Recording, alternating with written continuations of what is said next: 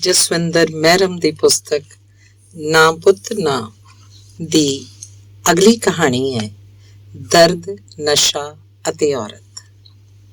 ਬਲਵੰਤ ਮੇਰਾ ਬਚਪਨ ਦਾ ਯਾਰ ਹੈ, ਲੰਗੋਟੀਆ ਯਾਰ ਵੀ ਕਹਿ ਸਕਦੇ ਹੋ। ਪਿਛਲੇ 30 ਸਾਲ ਤੋਂ ਸਾਡੀ ਯਾਰੀ 'ਚ ਕੋਈ ਫਰਕ ਨਹੀਂ ਪਿਆ।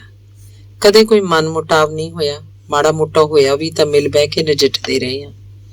ਇੱਕ ਦੂਜੇ ਦੇ ਦੁੱਖ ਸੁੱਖ ਦੇ ਸਾਂਝੀ ਬਣਦੇ ਰਹੇ ਹਾਂ। ਪਰ ਪਤਾ ਨਹੀਂ ਸਾਲ ਸਵਾ ਕੁ ਸਾਲ ਤੋਂ ਬਲਵੰਤ ਕਿਉਂ ਉਖੜਿਆ ਰਹਿ ਰਿਹਾ ਸੀ।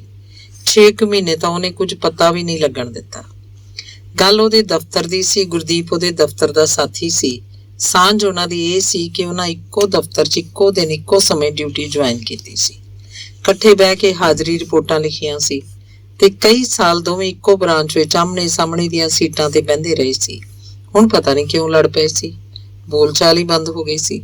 ਫਿਰ ਗੁਰਦੀਪ ਦੀ ਬਦਲੀ ਕਿਸੇ ਹੋਰ ਜਗ੍ਹਾ ਹੋ ਗਈ। ਗੁਰਦੀਪ ਦਾ ਤਾਂ ਪਤਾ ਨਹੀਂ, ਪਰ ਬਲਵੰਤ ਦਿਲ ਤੇ ਲਾਈ ਬੈਠਾ ਸੀ। ਵਿਛੋੜੇ ਦੇ ਦਰਦ ਨੂੰ ਸਹਿਣਾ ਉਸ ਲਈ ਦਿਨੋਂ ਦਿਨ ਔਖਾ ਹੋ ਰਿਹਾ ਸੀ। ਕਦੇ ਕਦੇ ਸੋਚਦਾ ਗੁਰਦੀਪ ਨੂੰ ਜਾ ਕੇ ਆਪ ਹੀ ਮਿਲ ਆਵੇ, ਜੋ ਹੋਊ ਦੇਖੀ ਜਾਊ, ਖਾਣ ਤਾਂ ਨਹੀਂ ਲੱਗਾ।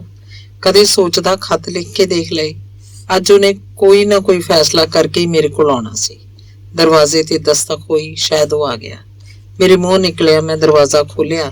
ਸੱਚਮੁੱਚ ਉਹੀ ਸੀ, ਐਨ ਉਸੇ ਤਰ੍ਹਾਂ ਜਿਸ ਤਰ੍ਹਾਂ ਉਹ ਪਹਿਲੇ ਆਉਂਦਾ ਹੁੰਦਾ ਸੀ। ਕਮਰੇ 'ਚ ਵੜਦੀ ਸਿਗਰਟ ਦਾ ਧੂੰਆਂ ਉਹਨੇ ਮੂੰਹ ਬਾਹਰ ਉਛਾਲ ਦਿੱਤਾ। ਸ਼ਾਇਦ ਇਹ ਕਸ਼ ਉਹਨੇ ਬਾਹਰ ਖੜਿਆਂ ਖਿੱਚਿਆ ਹੋਊ। ਉਹ ਅੰਦਰ ਆ ਗਿਆ, ਮੇਰੇ ਨਾਲ ਹੀ ਮੰਜੇ ਦੇ ਉੱਪਰ ਬਹਿ ਗਿਆ। ਉਹਦੀਆਂ ਅੱਖਾਂ 'ਚ ਗਹਿਰੀ ਲਾਲੀ ਛਲਕ ਰਹੀ ਸੀ।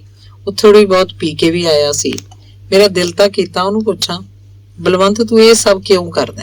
ਸਿਗਰਟ ਸ਼ਰਾਬ ਪੀਣ ਵਾਲੇ ਨੂੰ ਕਈ ਲੋਕ ਨਫ਼ਰਤ ਕਰਦੇ ਹੈ ਤੇ ਕਈ ਵੈਸੇ ਹੀ ਬੁਰਾ ਮਨਾਉਂਦੇ ਹੈ। ਪਰ ਅਗਲੀ ਪਲ ਇੱਕ ਖਾਮੋਸ਼ ਜਿਹਾ ਸਵਾਲ ਮੇਰੇ ਅੱਗੇ ਆ ਟਿਕਦਾ ਹੈ ਕਿ ਤੂੰ ਵੀ ਉਹਨੂੰ ਨਫ਼ਰਤ ਕਰਦਾ? ਤਾਂ ਮੈਨੂੰ ਇਹਦਾ ਕੋਈ ਜਵਾਬ ਨਹੀਂ ਆਉਂਦਾ। ਮੈਂ ਉਹਨੂੰ ਪੁੱਛਦਾ ਹੀ ਨਹੀਂ ਹਾਂ। ਇੰਨਾ ਜ਼ਰੂਰ ਕਹਿ ਦੇਣਾ, ਬਲਵੰਤ ਤੂੰ ਇਹ ਸਭ ਛੱਡ ਕਿਉਂ ਨਹੀਂ ਦਿੰਦਾ? ਮੈਨੂੰ ਉਹਦੀਆਂ ਧੁਆਂਖੀਆਂ ਤੇ ਖਾਮੋਸ਼ ਜਿਹੀਆਂ ਅੱਖਾਂ ਚੰਗੀਆਂ ਨਹੀਂ ਲੱਗਦੀਆਂ। ਇੱਥੋਂ ਤੱਕ ਕਿ ਉਹਦੇ ਉਲਝੇ ਹੋਏ ਵਾਲ ਵੀ ਕਿਸੇ ਵਾਣ 'ਚ ਪਏ ਛੰਡ ਦੀ ਤਰ੍ਹਾਂ ਲੱਗਦੇ ਹੈ। ਉਹ ਹੱਸ ਪਿਆ। ਮੈਨੂੰ ਅਹਿਸਾਸ ਹੋਇਆ ਜਿਵੇਂ ਉਹ ਮੇਰੇ ਉੱਤੇ ਹੀ ਹੱਸਿਆ ਸੀ, ਕਿਸੇ ਹੋਰ ਉੱਤੇ ਨਹੀਂ। ਕਈ ਵਾਰੀ ਇਨਸਾਨ ਨੂੰ ਆਪਣੇ ਆਪ ਤੇ ਵੀ ਹੱਸਣਾ ਪੈ ਜਾਂਦਾ ਹੈ, ਪਰ ਇਸ ਵਾਰ ਉਹ ਮੇਰੇ ਉੱਤੇ ਹੀ ਹੱਸਿਆ ਸੀ। ਹੱਸੇ ਵੀ ਕਿਉਂ ਨਾ। ਅਸੀਂ ਜਦੋਂ ਵੀ ਕਦੇ ਸ਼ਾਮ ਨੂੰ ਇਕੱਠੇ ਹੁੰਦੇ, ਉਹਦੀ ਘੁੱਟ ਲਾਈ ਹੁੰਦੀ ਤੇ ਧੁਖਦੀ ਹੋਈ ਸਿਗਰਟ ਉਹਦੇ ਹੱਥਾਂ ਦੀਆਂ ਉਂਗਲਾਂ 'ਚ ਫਸੀ ਹੁੰਦੀ, ਮੇਰੇ ਮੂੰਹੋਂ ਸਹਿਜ ਹੀ ਨਿਕਲ ਜਾਂਦਾ, ਬਲਵੰਤ ਤੂੰ ਇਹ ਛੱਡ ਕਿਉਂ ਨਹੀਂ ਦਿੰਦਾ? ਕਿਉਂ, ਫਿਰ ਚੇਤਾ ਭੁੱਲ ਗਿਆ? ਉਹ ਮੈਨੂੰ ਪੁੱਛਦਾ ਤੇ ਨਾਲ ਹੀ ਹੱਸ ਪੈਂਦਾ। ਨਹੀਂ, ਚੇਤਾ ਤਾਂ ਨਹੀਂ ਭੁੱਲਿਆ, ਮੇਰੇ ਮੂੰਹੋਂ ਨਿਕਲਦਾ ਹੈ ਤੇ ਮੈਨੂੰ ਉਹ ਕਹਾਣੀ ਯਾਦ ਆ ਜਾਂਦੀ ਹੈ ਜਿਹੜੀ ਉਹ ਮੈਨੂੰ ਪਹਿਲਾਂ ਵੀ ਕਈ ਵਾਰੀ ਸੁਣਾ ਚੁੱਕਾ ਸੀ। ਜਦੋਂ ਵੀ ਮੈਂ ਉਹਨੂੰ ਸਿਗਰਟ ਸ਼ਰਾਬ ਤੋਂ ਟੋਕਦਾ ਤਾਂ ਉਹ ਇਹ ਕਹਾਣੀ ਛੇੜ ਪੈਂਦਾ ਤੇ ਜਾਂ ਫਿਰ ਯਾਦ ਕਰਵਾ ਕੇ ਹੱਸ ਪੈਂਦਾ। ਹੁਣ ਵੀ ਕਹਾਂ ਤਾਂ ਉਹ ਇਹੀ ਸੁਣਾ ਦੇਗਾ। 10 ਕੁ ਸਾਲ ਪਹਿਲਾਂ ਦੀ ਗੱਲ ਹੈ, ਜਦੋਂ ਘਰ 'ਚ ਉਹਦੀ ਸ਼ਾਦੀ ਬਾਰੇ ਗੱਲਾਂ ਚੱਲ ਰਹੀਆਂ ਸੀ। ਬਲਵੰਤ ਤਾਂ ਚਾਹੁੰਦਾ ਨਹੀਂ ਸੀ ਕਿ ਅਜੇ ਉਹ ਵਿਆਹ ਦੇ ਚੱਕਰਾਂ 'ਚ ਫਸੇ, ਪਰ ਉਹਦੇ ਘਰ ਦੇ ਕੁਝ ਜ਼ਿਆਦਾ ਹੀ ਕਾਹਲੇ ਪੈ ਗਏ ਸੀ। ਇੱਕ ਤਾਂ ਆਪਣੇ ਭੈਣ ਭਰਾਵਾਂ 'ਚ ਸਭ ਤੋਂ ਵੱਡਾ ਸੀ, ਦੂਜਾ ਵੈਸੇ ਵੀ ਉਹਦੀ ਮਾਂ ਪਿਛਲੇ ਕਾਫੀ ਸਮੇਂ ਤੋਂ ਬਿਮਾਰ ਰਹਿੰਦੀ ਸੀ ਤੇ ਉਹ ਚਾਹੁੰਦੀ ਸੀ ਆਪਣੇ ਜੀਂਦੇ ਜੀ ਉਹ ਬਲਵੰਤ ਦਾ ਵਿਆਹ ਦੇਖ ਜਾਏ। ਕੀ ਪਤਾ ਕਦ ਉੱਪਰ ਵਾਲੇ ਦਾ ਬੁਲਾਵਾ ਆ ਜਾਏ। ਤੀਸਰਾ, ਉਹਨੂੰ ਸਰਕਾਰੀ ਨੌਕਰੀ ਵੀ ਮਿਲ ਗਈ ਸੀ। ਬਾਕੀ ਲੋਕ ਵੀ ਨਹੀਂ ਸੀ ਟਿਕਣ ਦਿੰਦੇ। ਅੱਜ ਇੱਕ ਆ ਧਮਕਿਆ, ਕੱਲ ਕੋਈ ਦੂਸਰਾ। ਕੀ ਕਹੇ, ਜਦੋਂ ਸਲਾਹ ਨਾ ਦੇਵੇ ਤਾਂ ਬੰਦਾ ਜਵਾਬ ਹੀ ਦਿੰਦਾ ਤੇ ਜਵਾਬ ਉਹਨਾਂ ਲਈ ਗੁਨਾਹ ਹੀ ਸਾਬਤ ਹੁੰਦਾ ਹੈ। ਲੈ ਨਹੀਂ, ਘਰ ਮੁੰਡਾ ਕਾਹਦਾ ਜਵਾਨ ਹੋਇਆ, ਹੁਣੇ ਸੁਕੜੂ ਜੀ ਮਾਣ ਹੀ ਨਹੀਂ ਕਿਸੇ ਦੀ। ਤੀਵੀਆਂ ਉਹਦੀ ਮਾਂ ਬਾਰੇ ਕਹਿੰਦੀਆਂ, ਮੇਰਾ ਭਰਾ ਹੁਣ ਵਿਲੈਤੋਂ ਆਇਆ ਸੀ, ਕਹੇ ਐਤਕੀ ਕੁੜੀ ਦਾ ਵਿਆਹ ਕਰਕੇ ਹੀ ਜਾਣਾ ਤੇ ਇਹਨੂੰ ਦਾਲ ਹੀ ਨਹੀਂ ਪਚੀ ਸਾਡੀ, ਕੋਈ ਦੂਸਰੀ ਕਹਿੰਦੀ। ਉਹ ਮਾਸਟਰਾਂ ਦੀ ਨੂੰਹ ਵੀ ਸ਼ਾਇਦ ਮਾਰਦੀ ਪਈ ਸੀ ਹੱਥ ਪੱਲਾ। ਤਾੜ ਕਰਦਾ ਜਵਾਬ ਦੇ ਦਿੱਤਾ ਸੀ ਮੁੰਡੇ ਨੇ, ਉਹ ਚੱਕਾ ਕਿਸੇ ਥਾਂ ਦਾ, ਬੰਤੇ ਦੀ ਰਤਨੀ ਕਹਿੰਦੀ। ਇਸ ਤਰ੍ਹਾਂ ਦੇ ਫਿਰ ਕਹਿੰਦੇ ਹੁੰਦੇ ਆ ਵੀ ਭੁੰਜੇ ਹੀ ਪਾ ਦਿਓ, ਦੇਖੀ ਜਾਊ ਤੂੰ, ਦੇਖਾਂਗੇ ਕਿਹੜਾ ਸੋਨੇ ਨਾਲ ਮੜ ਕੇ ਭੇਜਦਾ ਘਰ ਇਹਨਾਂ ਦੇ ਧੀ ਆਪਣੀ। ਚਰਨੋਂ ਕਹਿੰਦੀ, ਟਕਾ ਕੇ ਗੱਲ ਕਰਨ ਦੀ ਉਹਦੀ ਆਦਤ ਸੀ। ਤੇ ਇੱਕ ਦਿਨ ਅੱਕ ਕੇ ਬਲਵੰਤ ਨੇ ਹਰੀ ਝੰਡੀ ਦੇ ਹੀ ਦਿੱਤੀ। ਕਹਿੰਦਾ, ਕਰ ਲਓ ਜਿਵੇਂ ਕਰਨੀ ਹੈ। ਮਾਂ ਉਹਦੀ ਨੇ ਅਗਾਂਹ ਵਿਹੜੇ ਦੀਆਂ ਨੂੰਹਾਂ ਧੀਆਂ ਨੂੰ ਸਾਕ ਲਿਆਉਣ ਲਈ ਹਾਂ ਕਰਤੀ। ਫਿਰ ਉਹਦਾ ਵਿਆਹ ਵੀ ਆ ਗਿਆ। ਮੇਲ ਵਾਲੇ ਦਿਨ ਉਹਦੇ ਨਾਨਕੇ ਮੇਲ ਵਿੱਚ ਉਹਦੇ ਮਾਮੇ ਦੀ ਵੱਡੀ ਨੂੰਹ ਤੇਜੋ ਵੀ ਆਈ ਸੀ। ਉਹ ਕਾਫੀ ਹਸਮੁਖ ਤੇ ਖੁੱਲੇ ਦਿਲ ਵਾਲੀ ਔਰਤ ਸੀ। ਰਾਤ ਨੂੰ ਨੱਚਣ ਟੱਪਣ ਤੇ ਮਹਿੰਦੀ ਦੀ ਰਸਮ ਤੋਂ ਬਾਅਦ ਜਦੋਂ ਹਰ ਪਾਸੇ ਟਿਕਟਿਕਾ ਹੋ ਗਿਆ ਤਾਂ ਕੁੜੀਆਂ ਉਹਨੂੰ ਲੈ ਕੇ ਇੱਕ ਕਮਰੇ 'ਚ ਬਹਿ ਗਈਆਂ। ਬਲਵੰਤ ਵੀ ਉਸੇ ਕਮਰੇ 'ਚ ਸੁੱਤਾ ਹੋਇਆ ਸੀ। ਕੁੜੀਆਂ ਨੇ ਇਹ ਕਮਰਾ ਤਾਂ ਦਿਨੇ ਹੀ ਕਬਜ਼ੇ 'ਚ ਲੈ ਕੇ ਜੰਦਰਾ ਮਾਰ ਲਿਆ ਸੀ, ਪਰ ਪਤਾ ਨਹੀਂ ਕਿਵੇਂ ਕੋਈ ਚੀਜ਼ ਵਸਤ ਕੱਢਣ ਸਮੇਂ ਕਿਸੇ ਤੋਂ ਖੁੱਲਾ ਰਹਿ ਗਿਆ। ਬਲਵੰਤ ਵੱਲ ਜਾਂ ਤਾਂ ਕਿਸੇ ਦੀ ਨਜ਼ਰ ਨਾ ਗਈ ਤੇ ਜਾਂ ਫਿਰ ਉਹਨਾਂ ਜਾਣ ਬੁੱਝ ਕੇ ਉਹਨੂੰ ਉਠਾਉਣ ਦੀ ਕੋਸ਼ਿਸ਼ ਨਾ ਕੀਤੀ। ਹਰ ਵਿਆਹ ਸ਼ਾਦੀ ਦੇ ਮੌਕੇ ਤੇ ਤੇਜੋ ਨਾਲ ਇਸ ਤਰ੍ਹਾਂ ਹੀ ਹੁੰਦਾ ਸੀ। ਕੁੜੀਆਂ ਉਹਦੀਆਂ ਗੱਲਾਂ ਸੁਣਨ ਲਈ ਘੇਰ ਲੈਂਦੀਆਂ, ਫਿਰ ਤੇਜੋ ਸ਼ੁਰੂ ਹੋ ਜਾਂਦੀ। ਸਾਰੀਆਂ ਕੁੜੀਆਂ ਚੁੱਪ, ਕਿਸੇ ਦੀ ਵੀ ਆਵਾਜ਼ ਨਾ ਆਉਂਦੀ, ਸਿਰਫ ਤੇਜੋ ਦੀ। ਕਿਸੇ ਦਾ ਆਪਣਾ ਵਿਆਹ ਹੋਵੇ ਤੇ ਉਹਨੂੰ ਨੀਂਦ ਆ ਜਾਏ, ਇਹ ਕਿਸ ਤਰ੍ਹਾਂ ਹੋ ਸਕਦਾ ਹੈ? ਉਹ ਤਾਂ ਆਪਣੇ ਨਵੇਂ ਸਾਥੀ ਬਾਰੇ ਸੋਚੂਗਾ ਤੇ ਆਉਣ ਵਾਲੇ ਮਸਤੀ ਭਰੇ ਦਿਨਾਂ ਦੇ ਸੁਪਨੇ ਦੇਖੂਗਾ। ਬਲਵੰਤ ਵੀ ਐਵੇਂ ਅੱਖਾਂ ਮੀਟੀ ਪਿਆ ਸੀ। ਕਮਰੇ 'ਚ ਆ ਕੇ ਤੇਜੋ ਨੇ ਦਰਵਾਜ਼ਾ ਬੰਦ ਕਰ ਲਿਆ। ਫਰਸ਼ ਦੇ ਵਿਚੀਆਂ ਦਰੀਆਂ ਤਲਾਈਆਂ ਤੇ ਸਭ ਚੌਕੜੀ ਮਾਰ ਕੇ ਬਹਿ ਗਈਆਂ। ਭਾਬੀ ਚੱਲ ਫੇਰ ਹੋ ਜਾ ਸ਼ੁਰੂ, ਸੁਣਾ ਕੋਈ ਵਧੀਆ ਜੀ, ਮਜ਼ਾ ਆ ਜਾਏ। ਕੁੜੀਆਂ ਹੁਣ ਦੇਰ ਨਹੀਂ ਸੀ ਕਰਨੀਆਂ ਚਾਹੁੰਦੀਆਂ। ਅੱਛਾ ਅੱਜ ਮੈਂ ਤੁਹਾਨੂੰ ਆਪਣੀ ਖੁਦ ਦੀ ਕਹਾਣੀ ਸੁਣਾਉਂਦੀ ਹਾਂ। ਤੇਜੋ ਬੋਲੀ। ਮੇਰਾ ਜਨਮ ਜਿਸ ਘਰ 'ਚ ਹੋਇਆ ਉੱਥੇ ਉਹਨਾਂ ਦਿਨਾਂ 'ਚ ਕੁੜੀਆਂ ਤੇ ਬਹੁਤ ਬੰਦਿਸ਼ਾਂ ਲੱਗੀਆਂ ਸੀ। ਉੱਚਾ ਬੋਲਣਾ ਨਹੀਂ, ਮੁੰਡਿਆਂ ਨਾਲ ਖੇਡਣਾ ਨਹੀਂ, ਟੰਗੇ ਸਿਰ ਘੁੰਮਣਾ ਨਹੀਂ ਤੇ ਇਸੇ ਤਰ੍ਹਾਂ ਦੀਆਂ ਹੀ ਹੋਰ। ਮੈਂ ਜਨਮ ਤੋਂ ਹੀ ਕਾਫੀ ਸੁੰਦਰ ਸੀ। ਜਿਉਂ-ਜਿਉਂ ਮੈਂ ਵੱਡੀ ਹੁੰਦੀ ਗਈ ਮੇਰਾ ਰੰਗ ਰੂਪ ਅੰਗ ਢੰਗ ਸਭ ਹੀ ਆਕਰਸ਼ਿਤ ਹੋਈ ਗਿਆ। ਪਰ ਘਰ ਦੇ ਮਾਹੌਲ ਮੁਤਾਬਕ ਹਰ ਨਵੇਂ ਦਿਨ ਇੱਕ ਸਹਿਮ ਜਿਹਾ, ਇੱਕ ਸੰਗ ਜਿਹੀ ਦੀ ਚਾਦਰ ਮੇਰੇ ਵਜੂਦ ਦੇ ਅੰਗ ਸੰਗ ਤਣਦੀ ਰਹੀ। ਖੈਰ ਮੈਂ ਜਵਾਨ ਹੋ ਗਈ। ਮੇਰਾ ਜਿਸਮ ਸੰਗਮਰਮਰ ਦੀ ਮੂਰਤੀ ਜਿਹਾ ਲੱਗਦਾ ਤੇ ਰੰਗ ਜਿਵੇਂ ਜਵਾਰ ਦੇ ਆਟੇ 'ਚ ਸੰਧੂਰ ਮਿਲਾਤਾ ਹੋਵੇ। ਮੇਰੀ ਹਿੱਕ ਦੇ ਉਭਾਰ ਕਿਸੇ ਆਲਣੇ 'ਚ ਪਏ ਕਬੂਤਰ ਦੇ ਬੋਟ ਜਿਹੇ ਲੱਗਦੇ, ਜਿਨ੍ਹਾਂ ਦੀਆਂ ਅਜੇ ਅੱਖਾਂ ਵੀ ਨਾ ਖੁੱਲੀਆਂ ਹੋਣ। ਕਈ ਵਾਰ ਤਾਂ ਆਪਸ 'ਚ ਖਹਿ ਕੇ ਇਸ ਤਰ੍ਹਾਂ ਮਚਲਦੇ ਕਿ ਉਤਾਵਲੇ ਹੋ ਜਾਂਦੇ, ਜਿਵੇਂ ਉਹਨਾਂ ਦੇ ਮਾਪੇ ਉਹਨਾਂ ਦੇ ਭੁੱਖੇ ਪੇਟ ਲਈ ਕੁਝ ਲੈ ਕੇ ਆ ਗਏ ਹੋਣ ਤੇ ਫਿਰ ਬਿਨਾਂ ਕੁਝ ਪ੍ਰਾਪਤ ਕੀਤਿਆਂ ਮਾਯੂਸ ਜਿਹੇ ਹੋ ਕੇ ਬਹਿ ਜਾਂਦੇ। ਜਦੋਂ 16ਵੇਂ ਸਾਲ 'ਚ ਗੁਜ਼ਰ ਰਹੀ ਸੀ, ਉਦੋਂ ਤੁਰਦੀ ਤਾਂ ਮੈਨੂੰ ਲੱਗਦਾ ਜਿਵੇਂ ਹਵਾ 'ਚ ਉੱਡ ਰਹੀ ਹੋਵਾਂ। ਹਵਾ ਦਾ ਬੁੱਲਾ ਜਦੋਂ ਮੇਰੇ ਸਿਰ ਤੋਂ ਗੁਜ਼ਰਦਾ ਤਾਂ ਵਾਲਾਂ ਦੀ ਇੱਕ ਲਿਟ ਜਿਹੀ ਮੇਰੇ ਚੌੜੇ ਮੱਥੇ ਤੇ ਨਾਚ ਕਰ ਉੱਠਦੀ ਤੇ ਮੈਂ ਆਪਣੀ ਚੀਚੀ ਦੇ ਨਾਲ ਲੱਗਦੀ ਉਂਗਲ ਨਾਲ ਉਹਨੂੰ ਸਵਾਰਦੀ ਰਹਿੰਦੀ। ਲੋਕ ਮੇਰੇ ਵੱਲ ਦੇਖਦੇ ਤੇ ਮੈਂ ਆਪਣੇ ਆਲੇ ਦੁਆਲੇ ਦੇਖਣ ਲੱਗ ਪੈਂਦੀ। ਮੈਨੂੰ ਹਮੇਸ਼ਾ ਇਹ ਵਹਿਮ ਰਹਿੰਦਾ ਕਿ ਖੌਰੇ ਮੇਰੇ 'ਚ ਕੋਈ ਨੁਕਸ ਹੈ ਜਾਂ ਕਿਤੇ ਕੁਝ ਲੱਗਾ ਹੋਇਆ, ਤੇ ਜਦੋਂ ਕੋਈ ਨੁਕਸ ਨਾ ਲੱਭਦਾ ਤਾਂ ਮੈਂ ਫਿਰ ਅਗਾਂਹ ਤੁਰ ਪੈਂਦੀ। ਜੇ ਮੈਂ ਆ ਜਾ ਰਹੀ ਕਿਸੇ ਕੁੜੀ 'ਚ ਵੀ ਵੱਜ ਜਾਂਦੀ ਤਾਂ ਇੱਕ ਕਰੰਟ ਜਿਹਾ ਮੇਰੇ ਵਜੂਦ ਵਿੱਚ ਦੀ ਗੁਜ਼ਰ ਜਾਂਦਾ। ਮੇਰਾ ਦਿਲ ਧੱਕ ਧੱਕ ਕਰਨ ਲੱਗ ਪੈਂਦਾ ਤੇ ਮੱਠਾ ਮੱਠਾ ਦਰਦ ਜਿਹਾ ਕਿੰਨਾ ਚਿਰ ਹੁੰਦਾ ਰਹਿੰਦਾ। ਤੇ ਇੱਕ ਵਾਰੀ ਮੈਂ ਅਚਾਨਕ ਹੀ ਇੱਕ ਜਵਾਨ ਮੁੰਡੇ 'ਚ ਵੱਜ ਗਈ। ਸਾਹਮਣੇ ਇੱਕ ਮੋੜ ਸੀ, ਮੈਂ ਉਧਰੋਂ ਜਾ ਰਹੀ ਸੀ, ਉਧਰੋਂ ਆ ਰਿਹਾ ਸੀ। ਮੇਰਾ ਉੱਪਰਲਾ ਸਾਹ ਉੱਪਰ, ਹੇਠਲਾ ਸਾਹ ਹੇਠਾਂ ਰਹਿ ਗਿਆ। ਮੈਂ ਕੰਬ ਜੀ ਗਈ, ਜਿਵੇਂ ਮੈਨੂੰ ਕੋਈ ਸੱਪ ਡੰਗ ਮਾਰ ਗਿਆ ਹੋਵੇ, ਤੇ ਫਿਰ ਮੈਂ ਦੌੜ ਗਈ। ਬਾਅਦ 'ਚ ਮੈਂ ਜੀਤੇ, ਬਲਵੰਤ ਦੇ ਮਾਮੇ ਦਾ ਲੜਕਾ, ਨਾਲ ਮੰਗੀ ਗਈ। ਇੱਕ ਵਾਰ ਮੈਂ 5-7 ਦਿਨਾਂ ਲਈ ਆਪਣੀ ਭੂਆ ਦੇ ਪਿੰਡ ਕਿਸੇ ਵਿਆਹ ਤੇ ਗਈ ਹੋਈ ਸੀ। ਸੁਭਾਗ ਨਾਲ ਉਸੇ ਪਿੰਡ ਜੀਤੇ ਦੀ ਵੀ ਰਿਸ਼ਤੇਦਾਰੀ ਸੀ। ਵਿਆਹ ਤੋਂ ਇੱਕ ਦਿਨ ਪਹਿਲਾਂ ਮੈਂ ਬਾਹਰ ਗਲੀ 'ਚ ਮੰਜੇ ਤੇ ਬੈਠੀ ਕੱਪੜੇ ਸੀਵਾਂ ਤੇ ਚੁੱਪਚਾਪ ਆ ਕੇ ਮੇਰੇ ਮੰਜੇ ਕੋਲ ਖੜ ਗਿਆ। ਇੱਕ ਪੈਰ ਸਾਈਕਲ ਉੱਤੇ ਤੇ ਇੱਕ ਪੈਰ ਮੰਜੇ ਦੀ ਬਾਹੀ ਤੇ ਰੱਖ ਕੇ ਉਹਨੇ ਮੇਰੇ ਵੱਲ ਦੇਖਿਆ। ਮੈਂ ਘਬਰਾ ਗਈ। ਮੈਂ ਕਿਹੜਾ ਜਾਣਦੀ ਸੀ ਉਹਨੂੰ? ਮੈਂ ਇਹਦੇ ਵੱਲ ਵੇਖੀ ਜਾਵਾਂ ਤੇ ਮੇਰੇ ਵੱਲ। ਵੇ ਜੀਤੇ, ਇੱਥੇ ਤਾਂ ਤੇਜੋ ਆਈ ਹੋਈ ਹੈ। ਮੇਰੀ ਭੂਆ ਦੀ ਕੁੜੀ ਸ਼ੀਰੀ ਦੀ ਆਵਾਜ਼ ਮੇਰੇ ਕੰਨੀ ਪਈ, ਜਿਹੜੀ ਆਪਣੇ ਚਾਚੇ ਦੇ ਘਰੋਂ ਨਿਕਲੀ ਸੀ। ਸ਼ਾਇਦ ਉਹਨੇ ਜੀਤੇ ਨੂੰ ਹੀ ਦੇਖਿਆ ਸੀ, ਮੈਨੂੰ ਨਹੀਂ। ਮੈਂ ਦੌੜ ਕੇ ਅੰਦਰ ਜਾ ਵੜੀ। ਹੁਣ ਤਾਂ ਬਾਹਰ ਹੀ ਆ ਜਾ, ਕੀ ਫਾਇਦਾ ਅੰਦਰ ਜਾ ਕੇ ਬਹਿਣ ਦਾ? ਦੇਖ ਤਾਂ ਮੈਂ ਲੈ ਆਈ ਆ ਤੈਨੂੰ, ਇਹ ਕਹਿਣ ਲੱਗਾ ਤੇ ਫਿਰ ਮੈਂ ਬਾਹਰ ਆ ਗਈ। ਇਹ ਮੇਰਾ ਭਰਾ, ਭੂਆ ਦਾ ਲੜਕਾ, ਨੂੰ ਪਹਿਲਾਂ ਹੀ ਜਾਣਦਾ ਸੀ। ਚਾਹ ਪਾਣੀ ਪਿਲਾਉਣ ਤੋਂ ਬਾਅਦ ਇਹ ਉਹਨੂੰ ਤੋਰਨ ਗਿਆ। ਪਤਾ ਨਹੀਂ ਰਾਜ ਕੀ ਗਿਟਮਿਟ ਕੀਤੀ ਇਹਨਾਂ ਨੇ। ਫਿਰ ਘਰ ਆ ਬੋੜੇ, ਮੇਰਾ ਤਾਂ ਘਰ ਤੋਂ ਬਾਹਰ ਨਿਕਲ ਨੂੰ ਚਿੱਤ ਨਾ ਕਰੇ। ਭਰਾ ਮੇਰਾ ਕਹੇ ਰੋਟੀ ਪਾਣੀ ਦਾ ਪ੍ਰਬੰਧ ਕਰੋ, ਸਵੇਰੇ ਚਲਾ ਜਾਏਗਾ। ਗੱਲ ਕੀ, ਰੋਟੀ ਬਣਾਈ ਖਵਾਈ। ਵਿਆਹ ਤਾਂ ਭੂਆ ਦੀ ਜਠਾਣੀ ਦੀ ਕੁੜੀ ਦਾ ਸੀ।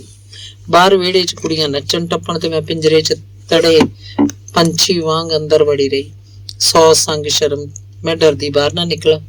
ਤੂੰ ਕਿਉਂ ਨਹੀਂ ਨੱਚਦੀ? ਮੈਂ ਤੈਨੂੰ ਕਿਹੜਾ ਕੁਝ ਕਹਿਣ ਲੱਗਾ। ਪਤਾ ਨਹੀਂ ਕਿੱਦਾਂ ਕਿਸੇ ਨੂੰ ਪਤਾ ਨਹੀਂ ਲੱਗਣ ਦਿੱਤਾ ਇਹਨੇ। ਇਹ ਆ ਕੇ ਮੈਨੂੰ ਕਹਿਣ ਲੱਗਾ, ਪਰ ਲੋਕ ਕੀ ਕਹਿਣਗੇ? ਮੈਂ ਕਿਹਾ ਸੀ, ਪਰ ਇਹਨੇ ਤਾਂ ਬਾਂਹ ਹੀ ਫੜ ਲਈ ਮੇਰੀ। ਮੈਂ ਕੰਬ ਗਈ, ਸ਼ਰਮ ਨਾਲ ਪਾਣੀ ਹੋ ਗਈ। ਤੂੰ ਚੱਲ, ਮੈਂ ਆਉਣੀ ਆ ਕਹਿ ਕੇ ਮੈਂ ਕੁੜੀਆਂ 'ਚ ਜਾ ਵੜੀ। ਸੰਗ ਸ਼ਰਮ ਤਾਂ ਹੁਣ ਮੇਰੀ ਵੀ ਲੈ ਗਈ ਸੀ ਤੇ ਅਸੀਂ ਉਹ ਭੰਗੜਾ ਪਾਇਆ ਕਿ ਰਹੇ ਰੱਬ ਦਾ ਨਾਂ। ਵਿੱਚ ਹੀ ਇਹ ਆ ਵੜਿਆ। ਮੈਂ ਤੇ ਕੁੜੀਆਂ ਲੋਟ ਪੋਟ ਹੋ ਗਈਆਂ। ਇੰਨੇ ਨਖਰੇ ਕੀਤੇ ਸੀ ਇਹਨੇ। ਫਿਰ ਮੇਰੇ ਘਰਦਿਆਂ ਨੇ ਮੇਰਾ ਵੀ ਵਿਆਹ ਧਰਤਾ ਤੇ ਲਗਨ ਮੰਡਪ ਵਿੱਚ ਜਦੋਂ ਪੰਡਤ ਨੇ ਮੇਰਾ ਹੱਥ ਜੀਤੇ ਦੇ ਹੱਥ ਤੇ ਰੱਖਿਆ ਤਾਂ ਮੇਰੇ ਅੰਦਰ ਇੱਕ ਕੰਬਾ ਜਿਹਾ ਛਿੜ ਗਿਆ। ਮੈਨੂੰ ਲੱਗਾ ਮੈਂ ਅੱਗ ਤੇ ਪਏ ਘਿਓ ਵਾਂਗ ਘੁਰਦੀ ਜਾ ਰਹੀ ਹਾਂ, ਸੜਦੀ ਜਾ ਰਹੀ ਹਾਂ। ਮੇਰਾ ਚਿੱਤ ਕੀਤਾ ਮੈਂ ਆਪਣਾ ਹੱਥ ਜੀਤੇ ਦੇ ਹੱਥ ਚੋਂ ਖਿੱਚ ਲਵਾਂ ਤੇ ਅੰਦਰ ਦੌੜ ਜਾਵਾਂ, ਪਰ ਮੈਂ ਬੈਠੀ ਰਹੀ। ਲਾਵਾਂ ਹੋ ਕੇ ਹਟੀਆਂ ਹੀ ਸੀ ਅਜੇ। ਇੱਕ ਹਾੜ ਦਾ ਮਹੀਨਾ, ਦੂਜਾ ਮੂੰਹ ਸਿਰ ਲਪੇਟਿਆ ਹੋਣ ਕਰਕੇ ਮੈਨੂੰ ਗਰਮੀ ਨਾਲ ਅੰਦਰ ਵੜਦਿਆਂ ਹੀ ਚੱਕਰ ਜਿਹਾ ਆਇਆ, ਗਸ਼ੀ ਪੈ ਗਈ, ਮੈਂ ਬੇਹੋਸ਼ ਹੋ ਗਈ। ਖੌਰੇ ਕਿਸ ਤਰ੍ਹਾਂ ਇਹਨੂੰ ਖਬਰ ਲੱਗ ਗਈ। ਕੀ ਹੋਇਆ ਤੇਜੋ ਨੂੰ? ਕੀ ਹੋਇਆ ਤੇਜੋ ਨੂੰ? ਕਹਿੰਦਾ ਇਹ ਅੰਦਰ ਆ ਵੜਿਆ। ਛੋਟੇ ਚਾਚੇ, ਜੀਤੇ ਦਾ ਚਾਚਾ ਨੇ ਤਾਂ ਇੱਕ ਚਪੇੜ ਵੀ ਮਾਰੀ ਇਹਦੇ, ਪਰ ਇਹ ਨਾ ਠਹਿਰਿਆ। ਕਿਸੇ ਨਿਆਣੇ ਤੋਂ ਕੁਲਫੀ ਖੋਹ ਕੇ ਮੇਰੇ ਮੂੰਹ 'ਚ ਧੱਕੀ ਜਾਵੇ, ਇੰਨੀ ਕੁ ਤਾਂ ਹੋਸ਼ ਆ ਗਈ ਸੀ ਮੈਨੂੰ। ਦੇਖੋ ਨੀ ਕੀ ਕਰਦਾ ਮੁੰਡਾ, ਵੇ ਜਾ ਸਾਂਭ ਆਪਣੇ ਆਪ ਨੂੰ, ਕੁੜੀਆਂ ਇਹਨੂੰ ਝੇਡਾਂ ਕਰਨ। ਹੁਣ ਵੀ ਜਦੋਂ ਕਦੇ ਗੁੱਸੇ ਹੋ ਜਾਵਾਂ ਤਾਂ ਆਪ ਹੀ ਬੁਲਾਊ। ਕੀ ਗੱਲ ਹੈ ਸ਼ਾਹ ਜੀ, ਅੱਜ ਬੋਲਦੇ ਕਿਉਂ ਨਹੀਂ ਮੇਰੇ ਨਾਲ? ਕੋਈ ਗੱਲ ਤਾਂ ਕਰੋ ਸੋਹਣਿਓ। ਤੇ ਮੇਰੀ ਸੁਹਾਗਰਾਤ ਆਈ। ਕੁੜੀਆਂ ਬੁੜੀਆਂ ਮੈਨੂੰ ਕਮਰੇ 'ਚ ਇਕੱਲੀ ਛੱਡ ਕੇ ਬਾਹਰ ਚਲੀਆਂ ਗਈਆਂ। ਜੀਤਾ ਮੇਰੇ ਕੋਲ ਆ ਬੈਠਾ ਤਾਂ ਮੇਰੀਆਂ ਨਜ਼ਰਾਂ ਪਲੰਗ ਦੀ ਨਵਾਰ ਪਾੜ ਕੇ ਜ਼ਮੀਨ 'ਚ ਗੱਡੀਆਂ ਗਈਆਂ। ਜੀਤੇ ਦੀ ਇੱਕ ਹੱਥ ਦੀ ਛੋਹ ਮੇਰੀ ਠੋਡੀ ਤੇ ਉੱਭਰੀ। ਇੱਕ ਦਬਾ ਜਿਹਾ ਮੇਰੇ ਚਿਹਰੇ ਨੂੰ ਜ਼ਮੀਨ ਤੋਂ ਤਾਂ ਪੁੱਟ ਲਿਆ, ਮੇਰੀਆਂ ਅੱਖਾਂ ਬੰਦ ਹੋ ਗਈਆਂ। ਗਰਮ ਗਰਮ ਸਾਹਾਂ ਦਾ ਸੇਕ ਮੇਰੇ ਚਿਹਰੇ ਦੀ ਉੱਪਰਲੀ ਪਰਤ ਤੇ ਮਹਿਸੂਸ ਹੋਣ ਲੱਗਾ ਤੇ ਮੈਂ ਚਿਹਰਾ ਘੁਮਾ ਲਿਆ। ਮੇਰੀ ਇਸ ਹਰਕਤ ਨੇ ਜੀਤੇ ਨੂੰ ਜਿਵੇਂ ਝੰਜੋੜ ਕੇ ਰੱਖ ਦਿੱਤਾ।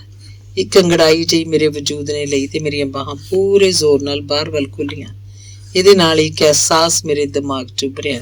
ਇਹ ਬਾਹਾਂ ਜਿੰਨੇ ਜ਼ੋਰ ਨਾਲ ਬਾਹਰ ਵੱਲ ਖੁੱਲੀਆਂ, ਉਨੀ ਜ਼ੋਰ ਨਾਲ ਮੇਰੀ ਆਪਣੀ ਹਿੱਕ ਵੱਲ ਵੀ ਮੁੜ ਜਾਣ ਤੇ ਕੋਈ ਸਖਤ ਆਕਾਰ ਇਹਨਾਂ ਬਾਹਾਂ 'ਚ ਆ ਜਾਏ ਤੇ ਮੈਂ ਉਸ ਆਕਾਰ ਨੂੰ ਇਹਨਾਂ ਬਾਹਾਂ 'ਚ ਘੁੱਟ ਲਵਾਂ।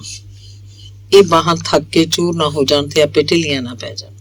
ਅਗਲੀ ਪਲ ਮੈਂ ਆਪਣੀ ਬਾਹ ਨੂੰ ਜੀਤੇ ਦੇ ਹੱਥ 'ਚ ਘੁੱਟਿਆ ਮਹਿਸੂਸ ਕੀਤਾ।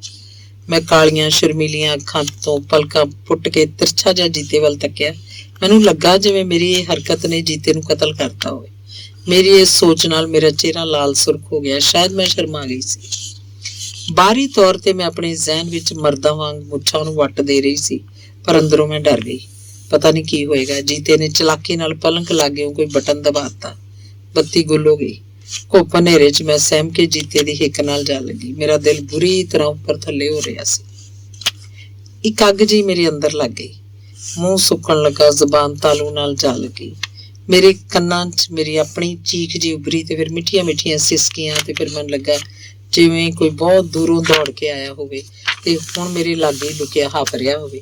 ਕਿੰਨਾ ਹੀ ਚਿਰ ਮੈਂ ਇਹਨਾਂ ਪਲਾਂ ਬਾਰੇ ਸੋਚਦੀ ਰਹੀ। ਇੱਕ ਮੁਸਕਰਾਹਟ ਜੀ ਮੇਰੇ ਬੁੱਲਾਂ ਤੇ ਤੈਰ ਗਈ ਤੇ ਮੈਂ ਅੰਦਰ ਹੀ ਅੰਦਰ ਹੱਸ ਪਈ, ਸ਼ਾਇਦ ਆਪਣੇ ਆਪ ਉੱਤੇ। ਮੈਂ ਆਪਣੇ ਚਿਹਰੇ ਤੇ ਦੋਵੇਂ ਹੱਥ ਰੱਖ ਲਏ। ਮੈਨੂੰ ਆਪਣੇ ਆਪ ਤੋਂ ਹੀ ਸੰਗ ਆ ਰਹੀ ਸੀ। ਹੋਰ ਕਿਤੇ ਉਹਲਾ ਨਾ ਦੇਖ ਕੇ ਮੈਂ ਫਿਰ ਜੀਤੇ ਦੀ ਹਿੱਕ 'ਚ ਸਿਰ ਦੇ ਦਿੱਤਾ ਤਾਂ ਬਾਹਾਂ ਉਹਦੇ ਦੁਆਲੇ ਕੱਸ ਦਿੱਤੀਆਂ। ਮੇਰੀ ਸ਼ਾਦੀ ਹੋਇਆ ਹੁਣ ਕਈ ਸਾਲ ਹੋ ਗਏ। ਹੁਣ ਮੈਂ ਜੀਤੇ ਕੋਲ ਜਾਂਦੀ ਸੰਗਦੀ ਨਹੀਂ। ਕਦੇ ਕਦੇ ਉਹ ਬਾਹਰ ਕੰਮ ਤੇ ਚਲਾ ਜਾਂਦਾ, ਕਈ ਦਿਨ ਘਰ ਨਹੀਂ ਮੁੜਦਾ ਤੇ ਮੈਂ ਆਪਣੇ ਨਿੱਤ ਦੇ ਕੰਮ ਖਤਮ ਕਰਕੇ ਰਾਤ ਨੂੰ ਬੜੇ ਆਰਾਮ ਨਾਲ ਆਪਣੀ ਨੀਂਦੇ ਸੌਂਦੀ ਹਾਂ ਤੇ ਸਵੇਰੇ ਤਰੋ ਤਾਜ਼ਾ ਉੱਠ ਕੇ ਆਪਣੇ ਆਰ ਲੱਗ ਜਾਂਦੀ ਹਾਂ। ਪਰ ਜਦੋਂ ਜੀਤਾ ਘਰ ਹੋਵੇ ਤਾਂ ਮੇਰਾ ਦਿਲ ਗੁਟਕਣ ਲੱਗਦਾ, ਮੇਰੇ ਪੈਰ ਟਪੂ ਟਪੂ ਕਰਨ ਲੱਗ ਪੈਂਦੇ ਆ। ਰਾਤ ਪੈਣ ਤੱਕ ਮੈਂ ਮੋਰਨੀ ਵਾਂਗ ਨੱਚਦੀ ਰਹਿੰਦੀ ਹਾਂ। ਉਸ ਰਾਤ ਦੀ ਸੁਣੀ ਇਹ ਕਹਾਣੀ ਨੂੰ ਬਲਵੰਤ ਨੇ ਪਤਾ ਨਹੀਂ ਕਿਉਂ ਨਸ਼ੇ ਨਾਲ ਜੋੜ ਲਿਆ। ਉਹ ਕਹਿੰਦਾ ਸਿਗਰਟ ਪੀਣ ਤੋਂ ਪਹਿਲਾਂ ਮੈਂ ਵੀ ਇਹਨੂੰ ਨਫ਼ਰਤ ਕਰਦਾ ਸੀ। ਜੇ ਕੋਈ ਲਾਗੇ ਆ ਕੇ ਧੂੰਆਂ ਸੁੱਟਦਾ ਤਾਂ ਮੈਂ ਉਹਨੂੰ ਮਾਰਨ ਕੁੱਟਣ ਤੱਕ ਜਾਂਦਾ ਸੀ। ਤੇਜੋ ਵਾਂਗ ਮੈਂ ਵੀ ਪਹਿਲਾਂ ਸਿਗਰਟ ਨੂੰ ਹੱਥ ਲਾਉਣ ਤੋਂ ਡਰਦਾ ਸੀ, ਜਿਵੇਂ ਉਹ ਕਿਸੇ ਮਰਦ ਨੂੰ ਹੱਥ ਲਾਉਣ ਤੋਂ ਡਰਦੀ ਸੀ। ਪਤਾ ਨਹੀਂ ਕਿਸ ਨਾਲ, ਇਹਦੇ ਨਾਲ ਕੀ ਹੋ ਜਾਣਾ ਹੈ। ਪਰ ਜਦੋਂ ਪੀਤੀ ਤਾਂ ਧੂੰਆਂ ਮੈਨੂੰ ਕੌੜਾ ਜਿਹਾ ਲੱਗਾ ਤੇ ਬੇਸਵਾਦ ਜਿਹਾ ਵੀ। ਅੱਖਾਂ 'ਚ ਪਾਣੀ ਆ ਗਿਆ, ਹੁੱਥੂ ਜਿਹਾ ਵੀ ਛਿੜ ਗਿਆ। ਹੌਲੀ ਹੌਲੀ ਇਹ ਮੈਨੂੰ ਚੰਗਾ ਲੱਗਣ ਲੱਗ ਪਿਆ। ਮੈਂ ਕੋਈ ਇਹਦੀ ਆਦਤ ਤਾਂ ਨਹੀਂ ਪਾਈ। ਮੈਂ ਤੋਂ ਬਿਨਾਂ ਰਹਿ ਵੀ ਸਕਦਾ। ਕਈ ਵਾਰੀ ਤਾਂ ਕਈ ਦਿਨ ਲੰਘ ਜਾਂਦੇ ਆ ਬਿਨਾਂ ਪੀਤਿਆਂ। ਬਸ ਐਵੇਂ ਰਹਿ ਹੀ ਨਹੀਂ ਹੁੰਦਾ। ਪੈਕੇਟ ਸਾਹਮਣੇ ਪਿਆ ਹੋਵੇ ਤਾਂ ਇੱਕ ਤਲਬ ਜੀ ਤ੍ਰੇਹ ਜੀ ਮੇਰੇ ਅੰਦਰ ਉੱਠਦੀ ਹੈ ਤੇ ਮੈਂ ਉਹਨੂੰ ਪੂਰਾ ਕਰਨ ਲਈ ਪੈਕੇਟ ਵੱਲ ਹੱਥ ਵਧਾ ਦਿੰਦਾ, ਐਨ ਤੇਜੋ ਦੀ ਤਰ੍ਹਾਂ, ਜਿਹੜੀ ਆਪਣੀ ਮਰਦ ਬਾਰੇ ਬਿਨਾਂ ਕੁਝ ਸੋਚੇ ਸਾਰਾ ਦਿਨ ਕੰਮ ਕਰਦੀ ਰਹਿੰਦੀ ਹੈ। ਜੀਤਾ ਕਿਤੇ ਬਾਹਰ ਗਿਆ ਹੋਵੇ ਤਾਂ ਕਈ ਦਿਨ ਕੱਟ ਗੁਜ਼ਰਦੀ ਹੈ, ਪਰ ਜਦੋਂ ਜੀਤਾ ਉਹਦੇ ਕੋਲ ਹੋਵੇ ਤਾਂ ਉਹ ਫਿਰ ਕੀ ਬਣਿਆ ਤੇਰੇ ਦਰਦ ਦਾ। ਇਹ ਤੋਂ ਪਹਿਲਾਂ ਕਿ ਉਹ ਇਹ ਕਹਾਣੀ ਹੁਣ ਫੇਰ ਸ਼ੁਰੂ ਕਰ ਦਿੰਦਾ, ਮੈਂ ਉਹਨੂੰ ਗੁਰਦੀਪ ਵੱਲ ਮੋੜਨ ਦੀ ਕੋਸ਼ਿਸ਼ ਕੀਤੀ। ਕੁਛ ਨਹੀਂ, ਆ ਇੱਕ ਖਤ ਲਿਖਿਆ ਮੈਂ ਉਹਨੂੰ, ਫੇਰ ਦੇਖਾਂਗੇ ਕੀ ਬਣਦਾ, ਦੇਖਦਾ ਜ਼ਰਾ। ਉਹਨੇ ਕੁਝ ਕਾਗਜ਼ ਜੇਬ ਚੋਂ ਕੱਢ ਕੇ ਮੇਰੇ ਵੱਲ ਵਧਾ ਦਿੱਤੇ। ਮੈਂ ਦੇਖਿਆ ਉਹਨੇ ਖਤ ਬਿਨਾਂ ਕਿਸੇ ਨੂੰ ਸੰਬੋਧਨ ਤੇ ਸਲਾਮ ਕੀਤਿਆਂ ਹੀ ਲਿਖ ਦਿੱਤਾ ਸੀ। ਸ਼ਾਇਦ ਉਹਨੂੰ ਕੁਝ ਸੁਝਿਆ ਹੀ ਨਹੀਂ। ਮੈਂ ਪੜ੍ਹਨਾ ਸ਼ੁਰੂ ਕੀਤਾ। ਯਾਰ, ਮੌਸਮਾਂ ਨੇ ਪਲਟਾ ਖਾ ਲਿਆ ਪਰ ਤੂੰ ਨਹੀਂ ਪਲਟਿਆ। ਪਹਿਲਾਂ ਠੰਡ ਦੀਆਂ ਲੰਮੀਆਂ ਰਾਤਾਂ ਹੌਲੀ ਹੌਲੀ ਘਟਦੀਆਂ ਰਹੀਆਂ, ਦਿਨਾਂ 'ਚ ਵੀ ਫਰਕ ਜਿਹਾ ਪੈਂਦਾ ਰਿਹਾ। ਸੂਰਜ ਸ਼ਾਮ ਨੂੰ ਪਹਿਲਾਂ ਨਾਲੋਂ ਦੇਰ ਨਾਲ ਹੀ ਓਹਲੇ ਹੁੰਦਾ ਤੇ ਸਵੇਰੇ ਵੀ ਅੱਖ ਛੇਤੀ ਖੋਲ ਲੈਂਦਾ। ਠੰਡ ਲੱਗ ਗਈ ਪਰ ਮੈਨੂੰ ਕੋਈ ਫਰਕ ਨਹੀਂ ਪਿਆ। ਮੈਨੂੰ ਠੰਡ ਲੱਗੀ ਹੀ ਨਹੀਂ ਉਹਨੇ ਦਿਨੀ। ਇੱਕ ਅੱਗ ਜੀ ਮੇਰੇ ਅੰਦਰ ਲੱਗੀ ਰਹੀ, ਜਵਾਲਾਮੁਖੀ ਦੀ ਤਰ੍ਹਾਂ, ਇੰਨੀ ਤੇਜ਼ ਬਸ ਲੂ ਹੀ ਦਿੰਦੀ। ਅੱਗ ਅੱਗ ਹੀ ਹੁੰਦੀ ਹੈ। ਕਦੇ ਕਦੇ ਤਾਂ ਜੀ ਕਰਦਾ ਰਜਾਈ ਪਰੇ ਵਗਾ ਮਾਰਾਂ। ਸਿਆਲ ਦੀ ਰੁੱਤੇ ਗਰਮੀ, ਹਾਂ ਹੁਣ ਨਾਲ ਦੀਆਂ ਧੁੱਪਾਂ ਵਾਂਗ ਪਸੀਨੋ ਪਸੀਨੀ ਹੋ ਜਾਂਦਾ ਰਿਹਾ ਮੈਂ ਕਈ ਵਾਰੀ। ਹੈ ਕਿ ਨਹੀਂ ਗਲਤ ਜੀ ਗੱਲ? ਹਾਂ, ਮੈਨੂੰ ਆਪ ਹੀ ਸਮਝ ਨਹੀਂ ਪੈਂਦੀ ਮੈਂ ਕੀ ਗਲਤ ਕੀਤਾ ਜਾਂ ਕਰ ਗਿਆ। ਕੁਝ ਕੀਤਾ ਤਾਂ ਹੋਊ। ਫਿਰ ਪਤਝੜ ਆਈ, ਸਾਰੇ ਰੁੱਖ ਖਾਲੀ ਜੇ ਹੋ ਗਏ, ਉਦਾਸੇ ਉਦਾਸੇ ਜੇ। ਹੁਣ ਉਹ ਵੀ ਗੁਜ਼ਰ ਗਈ ਆ। ਰੁੱਖਾਂ ਦੇ ਟੁੰਡ ਮੁੰਡ ਜੇ ਬੁੱਤ ਹੁਣ ਪਿੰਜਰ ਜੇ ਨਹੀਂ ਨਿਕਲ ਲੱਗਣਗੇ। ਆਹ ਦੇਖ, ਇਹਨਾਂ ਦੀਆਂ ਟਾਹਣੀਆਂ ਤੇ ਫਿੰਸੀਆਂ ਜੀਆਂ ਨਿਕਲ ਆਈਆਂ। ਫਿੰਸੀਆਂ ਨਹੀਂ, ਗਲਤ ਹੈ ਕਿ ਨਹੀਂ? ਨਿਰਾ ਝੂਠ। ਇਹ ਤਾਂ ਅੱਖਾਂ ਨੇ ਕਰੂੰਬਲਾਂ ਫੁੱਟਣ ਲਈ।